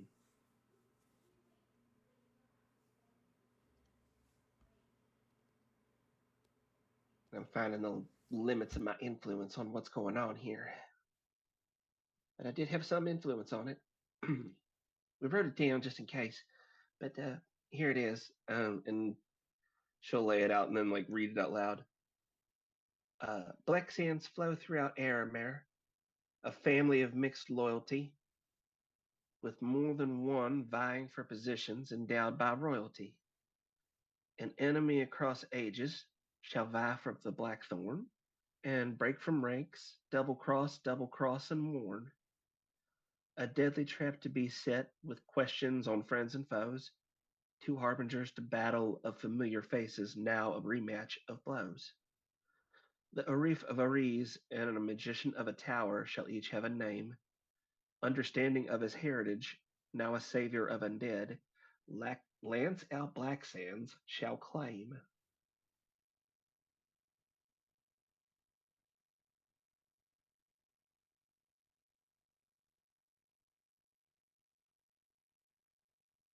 We've got our next start.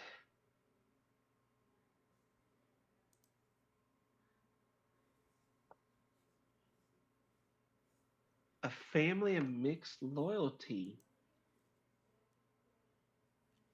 Makes me wonder, Lance. I wonder if I have a cousin out there who I don't know about. Or something. I hope it's one of your cousins you don't know about, rather than one of the ones that you do lying to you. Well, I assume everybody in my family is lying to me at all times. Fair. I already have a couple of leads. You just need to actually talk to people about them. Yeah. We have to. Can we just ignore them? Would you like me to go and talk to your mother for you? No. I You want me to do it? I wouldn't wish that curse on anybody. Except for Erlon. Because he No, loves her. you I was about to say I'd be totally down if you want me to. I think we're at the part where it just may need done. we can all go. Yeah, any of us can do the talking. I can do all the talking. I like that idea. And if the talking doesn't go well, I can do the shooting. It's fine.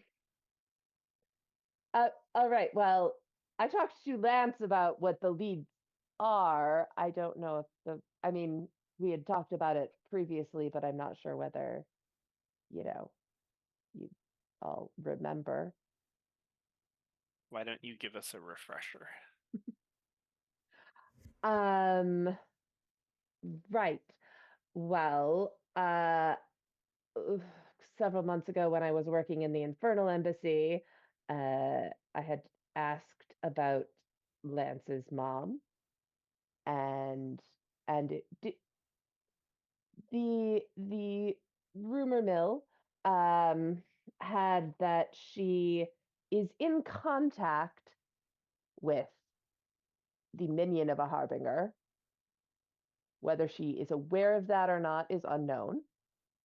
And then I talked to Lance about who that could be. And we had a list of about 3. Sounds right. Um, and then one of whom, do you all remember when the last time there was a big kerfuffle and uh, was it Tamash almost died when the three Arifs were trying to get together and there was the whole thing and uh, some young lady that Lance met in a bookstore. Did you talk to her?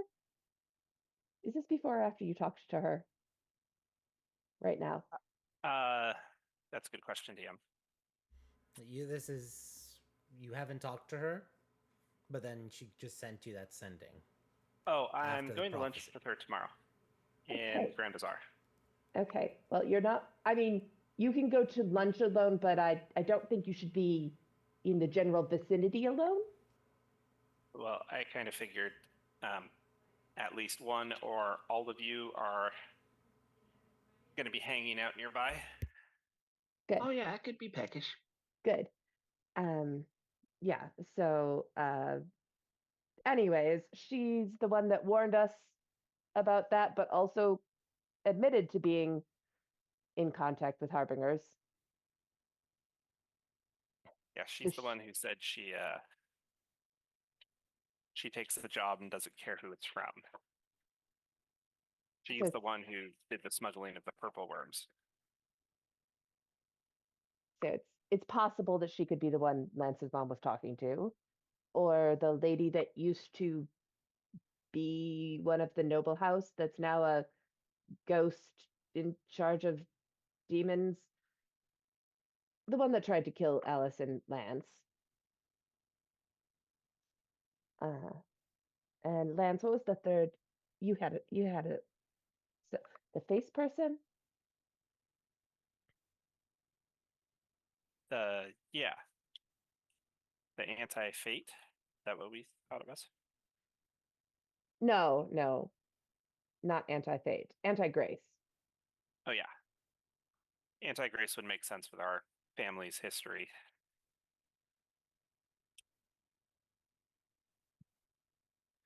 Yeah, just picking up the mantle again. Yeah, Doing it under a different guise. I mean anti-grace, necromancy. That's literally means the same thing.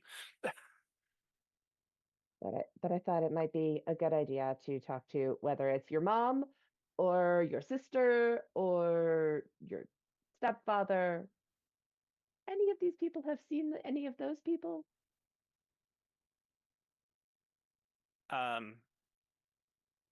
Yeah, I guess we can do that.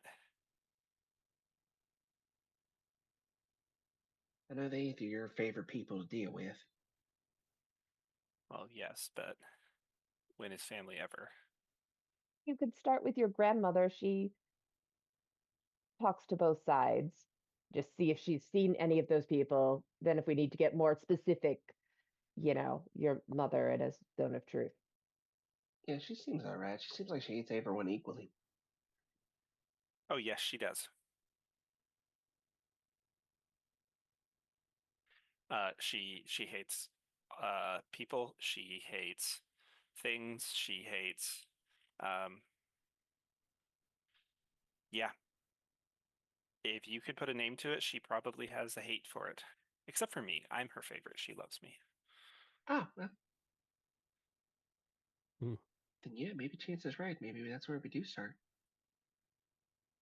I mean, we can also talk to my uncle because I know we have this little Black Sands truce going on, but that doesn't mean anybody's sticking to it, but he may have know something else. Yeah, I think we're gonna have to talk to all of them. But if you want to start with the people you're more comfortable with, we can, Yeah. get some positive reinforcement there, and work your way in. Okay. That's Do fine. you trust Adnan? He is yes. Okay. And based on this prophecy that I don't know, that may come back to bite me a little bit, but we'll see.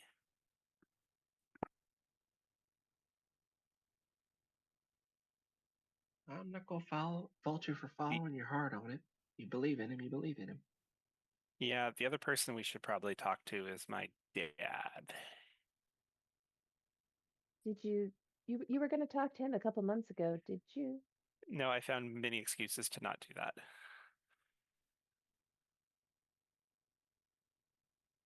Chance is just giving you like the big sister, like, look,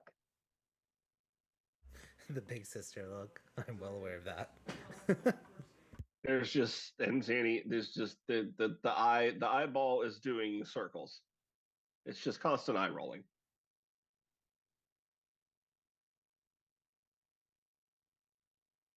Of course, you haven't talked to anybody. Of course, you haven't.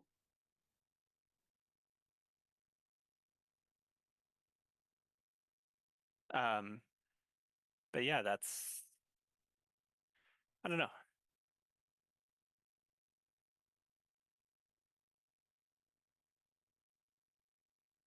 I mean, I'm open to other paths of, but just those were the low-hanging fruit that were already on the to-do list. And this seems like now that we have words to match things with, a good place to start. So I have a couple concerns reading this. Okay. The ones that are jumping out to me the most is the enemy across ages, which makes me wonder if the Grand Necromancer isn't dead. Yeah, I was thinking the same thing. Yeah, Um, that could track. The deadly trap means somebody's going to die that we know. Yeah, well, the trap is deadly. It doesn't. The trap is to be set. It doesn't say anything about springing it. Yeah. Like if it goes off, it could kill someone, but I don't think Yeah. that's guaranteed death. Just but also every day, everything we do, I think is death. So Yeah. I Also, who's expect setting the trap? Could be us. also that Do we you are think like it's definitely a planning on literal? killing a. You think it's like a literal trap the way it says like with questions on friends and foes? Is it like I don't know, getting trapped in like I don't know the way you're talking to people or something like that? I don't know. I guess I can't I don't really know if think it's a of how to physical word that. trap, but it's not going to be good. Yeah, like people turning on each other, maybe like a trap like Right. that. I It don't know. feels 'Cause it like a does say banded the line together before that. effort where somebody backs out at the last second or Right, something. and the line before that is literally breaks from ranks, double cross, and warn. That one sounds weird to me. Like it says double cross twice. Do you think that means they're like double crossing to in order to convince you they're double crossing them, but then going back to the original side, like 3D Yeah. chess kind of, or I Or guess I don't know. somebody is gonna from each side is gonna double cross Hmm. Huh. I because mean, it's it would say triple cross if it was a stab and a cross and cross. But I Yeah. think because it says double cross twice, I feel like that means one of them is going to turn to our side and one of somebody on our side is going to turn to their side. maybe. Although it does also make me again think of bookstore girl. But You know, also, I don't think it's a harbinger.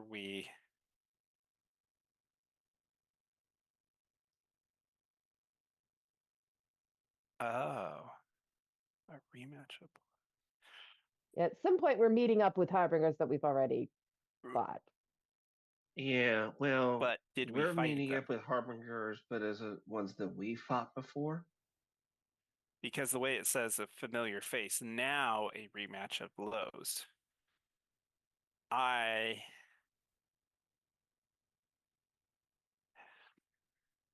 It's black. the necromancer apprentice. He's one of them.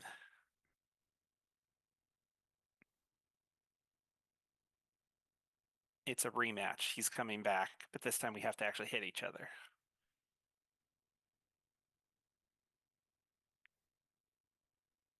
That's an option. Oh, Or it's something like that. It's I was something just like I was just thinking that it was harbingers that we've already fought that we are rematching. right, but I'm wondering if this is somebody that we've beaten without realizing they were a harbinger, or we've lost something too, and now it's coming to blows. uh, pretty direct question on this one. What's your political motivations here, Lance? Were you Alice, are planning you on a okay? position endowed by royalty? Yeah, it's her new tattoo, and it's her. Ah. It's like even I was messaging. I was like, "You okay?" And then I saw it was the tattoo. I just saw her making faces there. I'm like, man, she really does not like our Yeah, no, reasoning for this. And then she saw her move like as I was saying that. I'm like, ah. yeah. I Sorry. think the only thing was that if I know I had mentioned before that I would want my own tower someday, that has to be appointed by an Arif.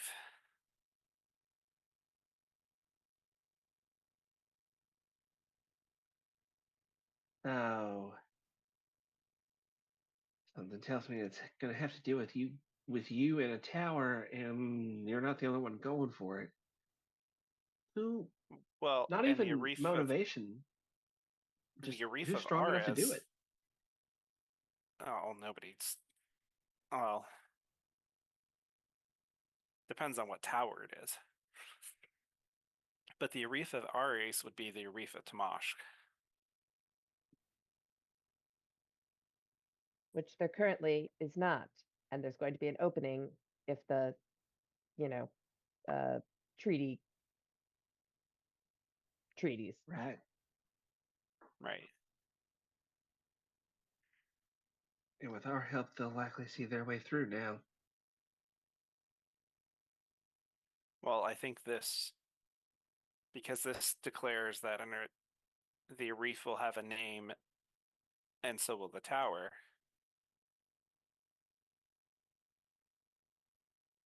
But it doesn't say they're the same name. No, I think, and this could just be my interpretation, was that at one point you had aspirations of a reef, and now you have aspirations of tower. I think, and again, it's always open to interpretation, that line is you choosing. I think that makes sense, is that I may be offered. You are one of Both. those things. You are going to be one of those things, and somebody else is going to be another, and it will be chosen. Or maybe you want to be neither of those things. Maybe you've changed your mind altogether. I want to be both. I'm just kidding. Maybe. Zanny, what was that check for? Was that with regards to Trying this? to recall about Blackthorn. The Blackthorn. Okay. Lance is holding the Blackthorn. But like the more the history of it, like the past of it, So where it's shown up at other times. roll a d20.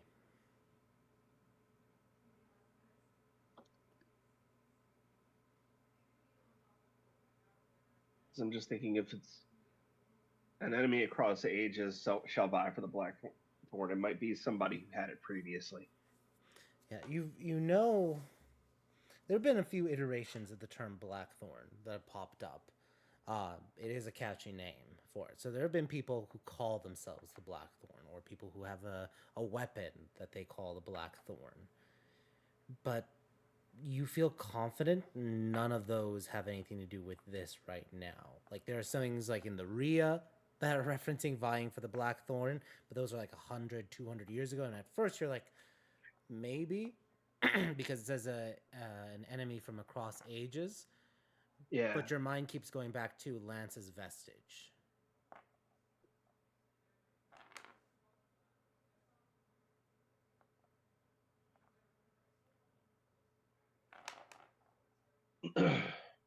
If it had, Um, Actually,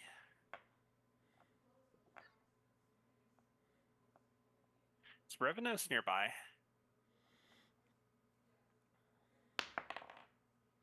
No. I just rolled a d20. Hmm. You know you can summon him just by like a quick sending.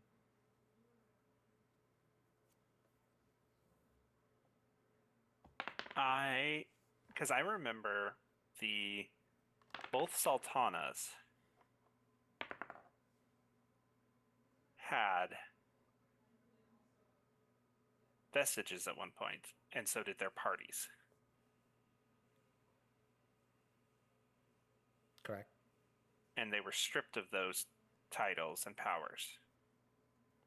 Stripped of the vestiges. Yes. Stripped of the vestiges.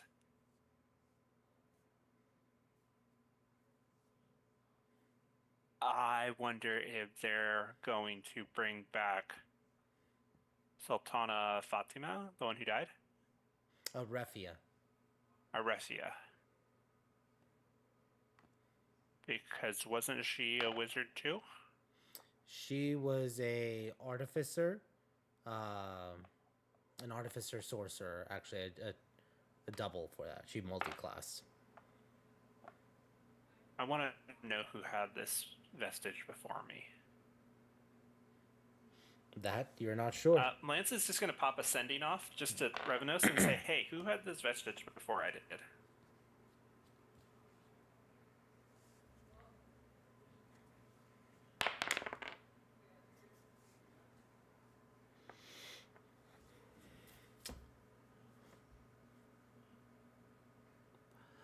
The person who had that vestige was someone during if memory serves correctly, the Elven Age. He's a wizard type folk, helped fight against the fourth emergence of the Endless War. Fought alongside the Ancient One.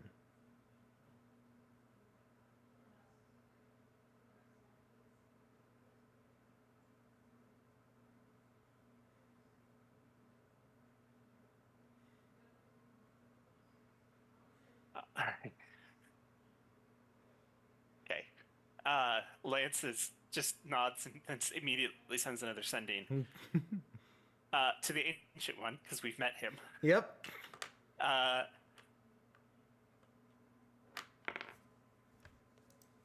Sorry to bug you. This is Lance Blacksands.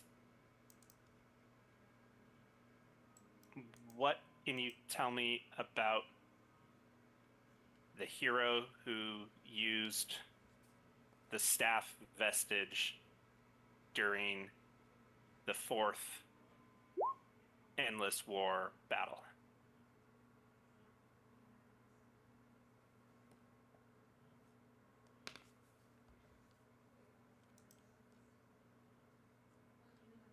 DM's like, I gotta go dig through my notes. That's deep in the notes.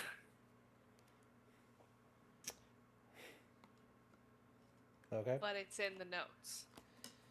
Everything's in the notes. I Did want you you to ever roll. read the? Oh, go ahead. I was gonna say, did any of you ever read like the Xanath series by Pierce Anthony? Any of those books? Which one? Any of the books in the Pierce Anthony's Xanath series?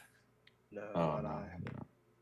In that series, one of the powerful magicians, they call them in there, was the magician of knowledge, and he had wrote a book that had the answer to every question that he himself wrote, and then forgot everything as soon as he wrote it in the book. So anytime people would ask him a question, he had to go back and find it in his notes that he wrote down in this book. That sounds like me. That just reminded me of the order having to go look up things. Well, roll me a d20.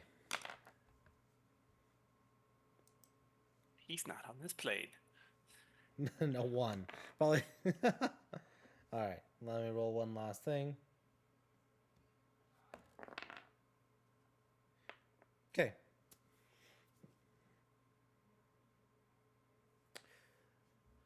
That. Sorry. Lance. The Black Suns. And you could tell he's like talking slow intentionally because he's an elf. He's a very, very old elf. Your vestige once belonged to another who was learned and giving.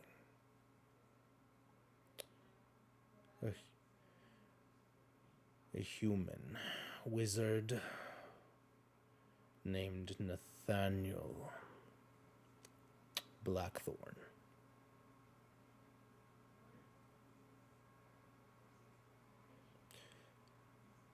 He lived a good life and helped reform Daystone during the Elven Age.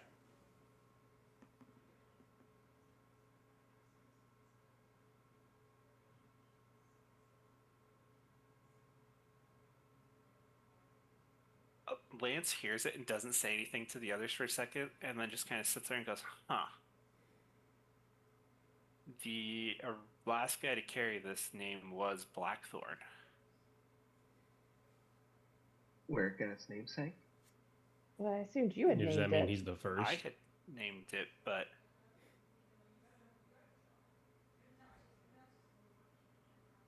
I wonder if it was me naming it then, or if it was naming itself, just in my mind. It made me think it was its idea. Like when Chance convinces me to do things and makes me think they're my idea. Do I do that? I wish I could do that better.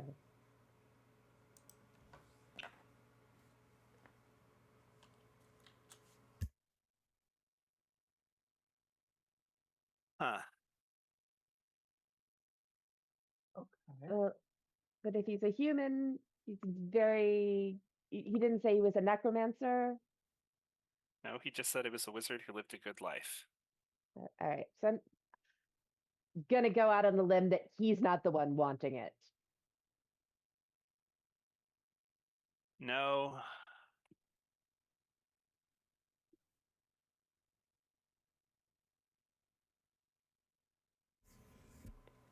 Lance, No. I will offer you one insight check.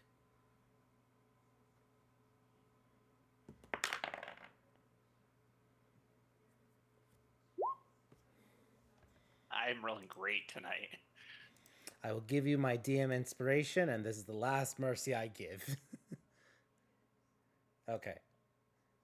I'm going to send you something. 1 second.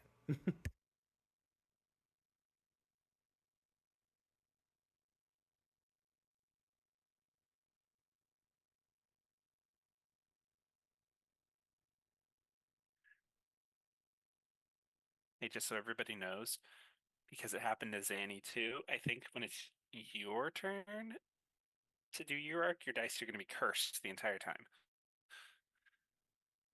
Mine always are. Yeah, when have I ever rolled good?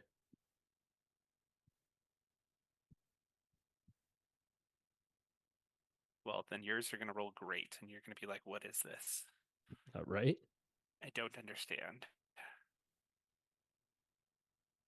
Wait, actually, I do roll really good on arcs. Remember when I critted like twice on that lich a long time ago? It was like It's the only true. time I ever rolled well.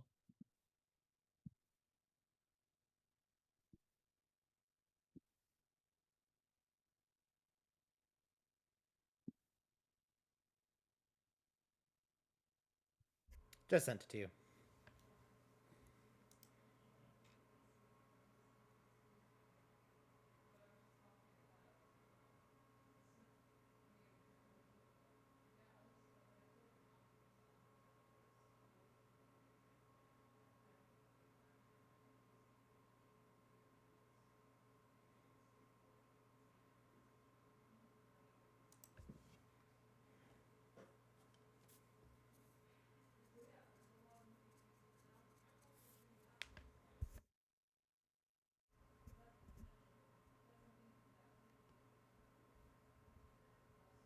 Okay. For a second there, I thought you didn't receive it. I was like, No, I was It's just thinking like- and going back. I was rereading the prophecy with it. okay, gotcha. I was like, did you Um, get it? It was a long pause. All right, go ahead. I don't think it has anything to do with the actual staff. I think what the battle is for is me. I mean, that makes sense. Zanny, when you got your prophecy, you were immediately contacted to set up a meeting to kickstart your prophecy. And you had your meeting with someone that we're probably going to end up dealing with. That Yeah, no, called I see me where you're going like with this. called me like 5 minutes after we did that on our way downstairs. Yeah, what fortuitous timing. Yeah. Well, I guess we'll have to go to lunch and see what happens.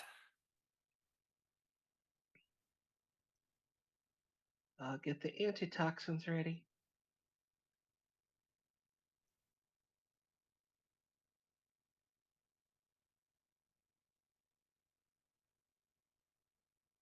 I don't think she would poison me.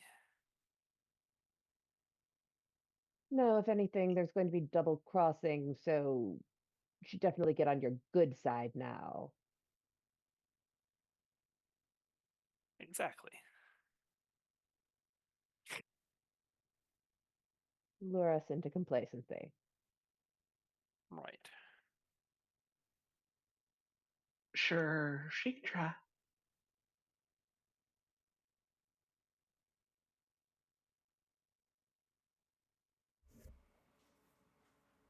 So basically, what I'm getting from this prophecy is there's going to be a family fight. Somebody's going to try to betray me, and then they're going to unbetray me.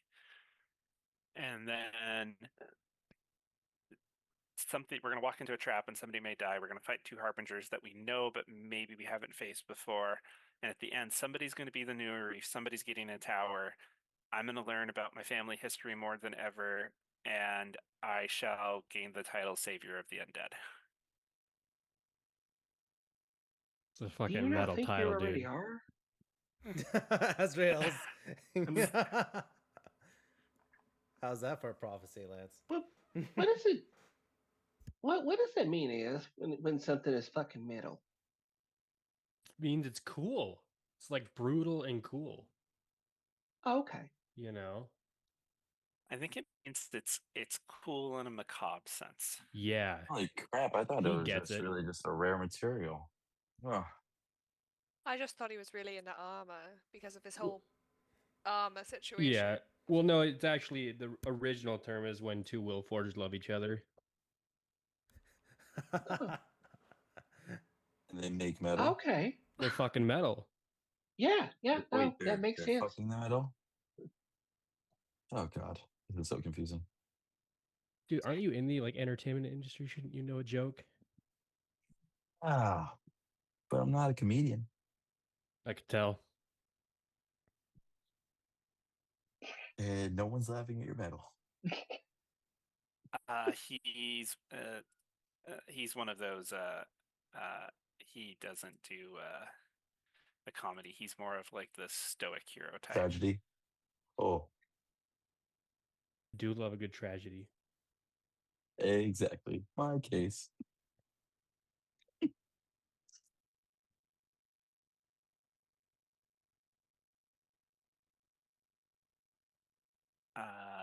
Yeah. All right. So lunch. So who wants to go to the fire plane tomorrow? Hell yeah, dude. Yeah, that'd be fun. Yeah. Alice, what else? And then, Nothing. then depending on what we learn, we can see if we can get some information contacts too while we're there. I was going to go and ask some stuff anyways, so probably do it after lunch when we have more questions. We may have to earn them, though. To earn questions Yeah. or to earn the answers? Well, earn the answers. Earn the right to ask the questions. Ah, Just an option, throwing it out there.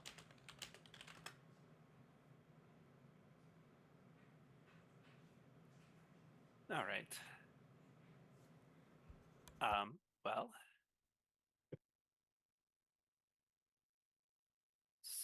so everybody should get to bed. Yeah. I got distracted by the cat. Anything you want me to work on in particular for the morning, Lance? I'll go sit sitting on the stove for you. For like breakfast? Well, I mean more like a. I'll just set a potion on low, and I give you something to help keep you safer tomorrow. Some fire protection. Yeah, that's fine. We can cast the fire ward spells around us. I figured I'd do that to all of us before we walked through. Yeah.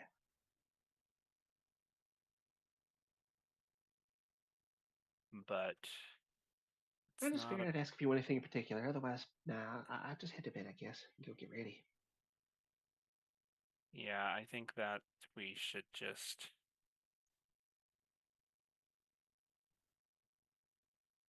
wait and see what happens. And go from there.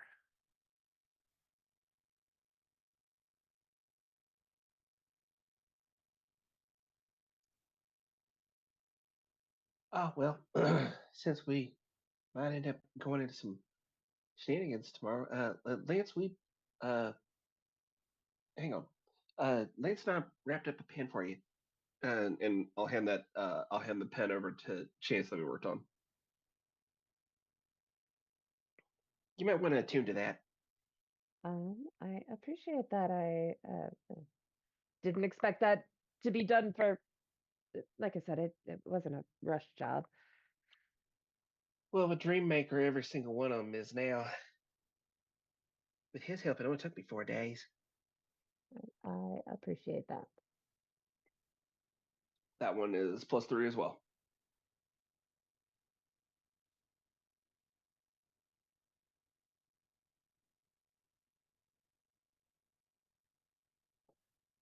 All right. So is the master plan get ready for the next day going to the Fire Dominion? Do you all want a feast for breakfast? Or do we think this is going to be low key and like Harbinger stuff is going to be later? Yeah, I don't know think if we need to we'll go. be fine till later. Yeah, I don't know if we need to go that far for this for lunch. All right.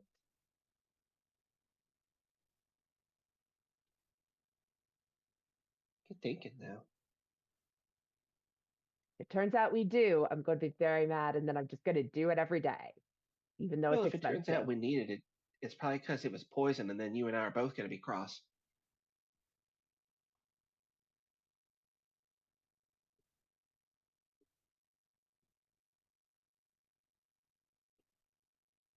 Yeah, there's a.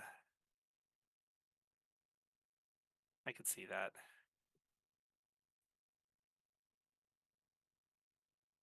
I was thinking more the wisdom aspect of, just trying to lure us Trying into to keep you something. from being I'm enchanted. wise-ish. Yeah. But you could be even better. That's I'll be true. getting I'll be I getting can- lunch nearby, so if you're ever, bad at it, I'll make you not nearly as bad at it. Yeah. Well, maybe I should be better at it. I can prepare the other thing. Not quite as good as Hero's Feast, but lower cost.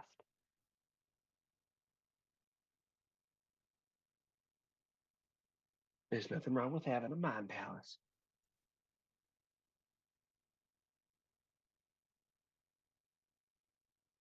Yeah, let's make my brain. Make you a little wiser. Yeah. All right. You want some perfume? Do I? We got a whole stock of that stuff. It'll help you out. Just you just gotta wear the right scent, but it'll give you a little bit of a, kick whenever you're persuading somebody. That's fine. What does it smell like? It's just it just depends on which buff you want. It's the old Doros Hers perfumes. Oh yeah, that stuff. Zanny has a collection of them. It'll give you +2 to persuasion against certain types of people, but then -2 to stealth because you smell like something. Gotcha. I think was it for common folk, it's like it smells like freshly baked bread or something like that. I think for rich people it's supposed to be some sort of like desserty thing, like I think it's tarts or bananas. cake. Yeah, bananas. This Bananas could come is to mind. bananas. And it. So I'll get you the banana perfume. And what happens if you're a noble, but you're also really turned off by the smell of bananas? It's magical intent, so it's less about whether or not you like the bananas and more like, do rich people in general like bananas? Like, It's the material component. It's not the thing that actually makes you like it. It's the enchantment on the perfume itself. yeah. So it works, but I still want to vomit. Kinda, yeah. That's you like the person a little bit better, but you can't quite figure out why, because when you're around them, they make you kind of want to gag a little. That sounds like every. But they're really novel ever. nice.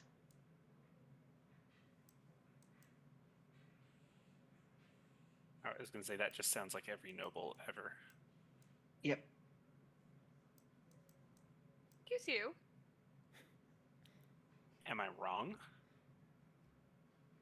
You always look like you want to vomit when you're talking to us. Well, it's not because of the way you smell. Is it because you hate bananas? No, I love bananas. Well, that's good. Who the fuck hates bananas? I do.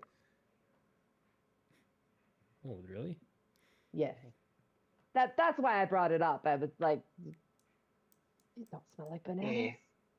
Yeah, technically it would work on her because she's a noble, but she hates bananas. So despite the fact that she hates it, it would still make her like the person better. Just not because of how they smell. Interesting. Magic's weird like that. It's all about intent. But the question is, how do we, how does the magic know the person is a noble? Like, what if I was in disguise? Would it still work on me, even if I was wearing peasant's clothes? I mean, I ain't gonna say that there isn't a certain bit of classism associated with these things, but they just work for certain types of people based on how much money they make. I think it goes back to the intent sort of thing. Yeah. Interesting.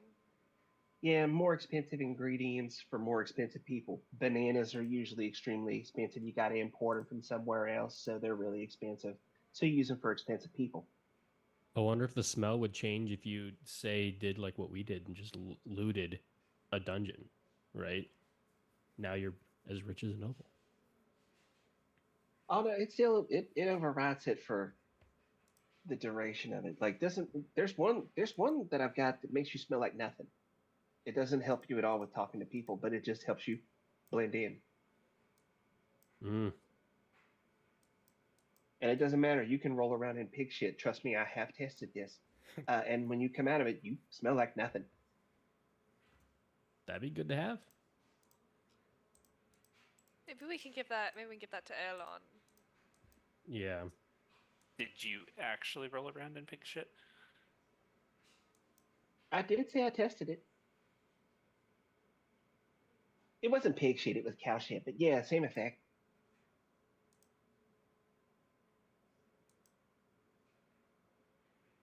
Okay. Yeah. I mean, and we can get more of these. It's just a matter of running into the Hearst family. I saw they got a shop here in town, or in one of these towns.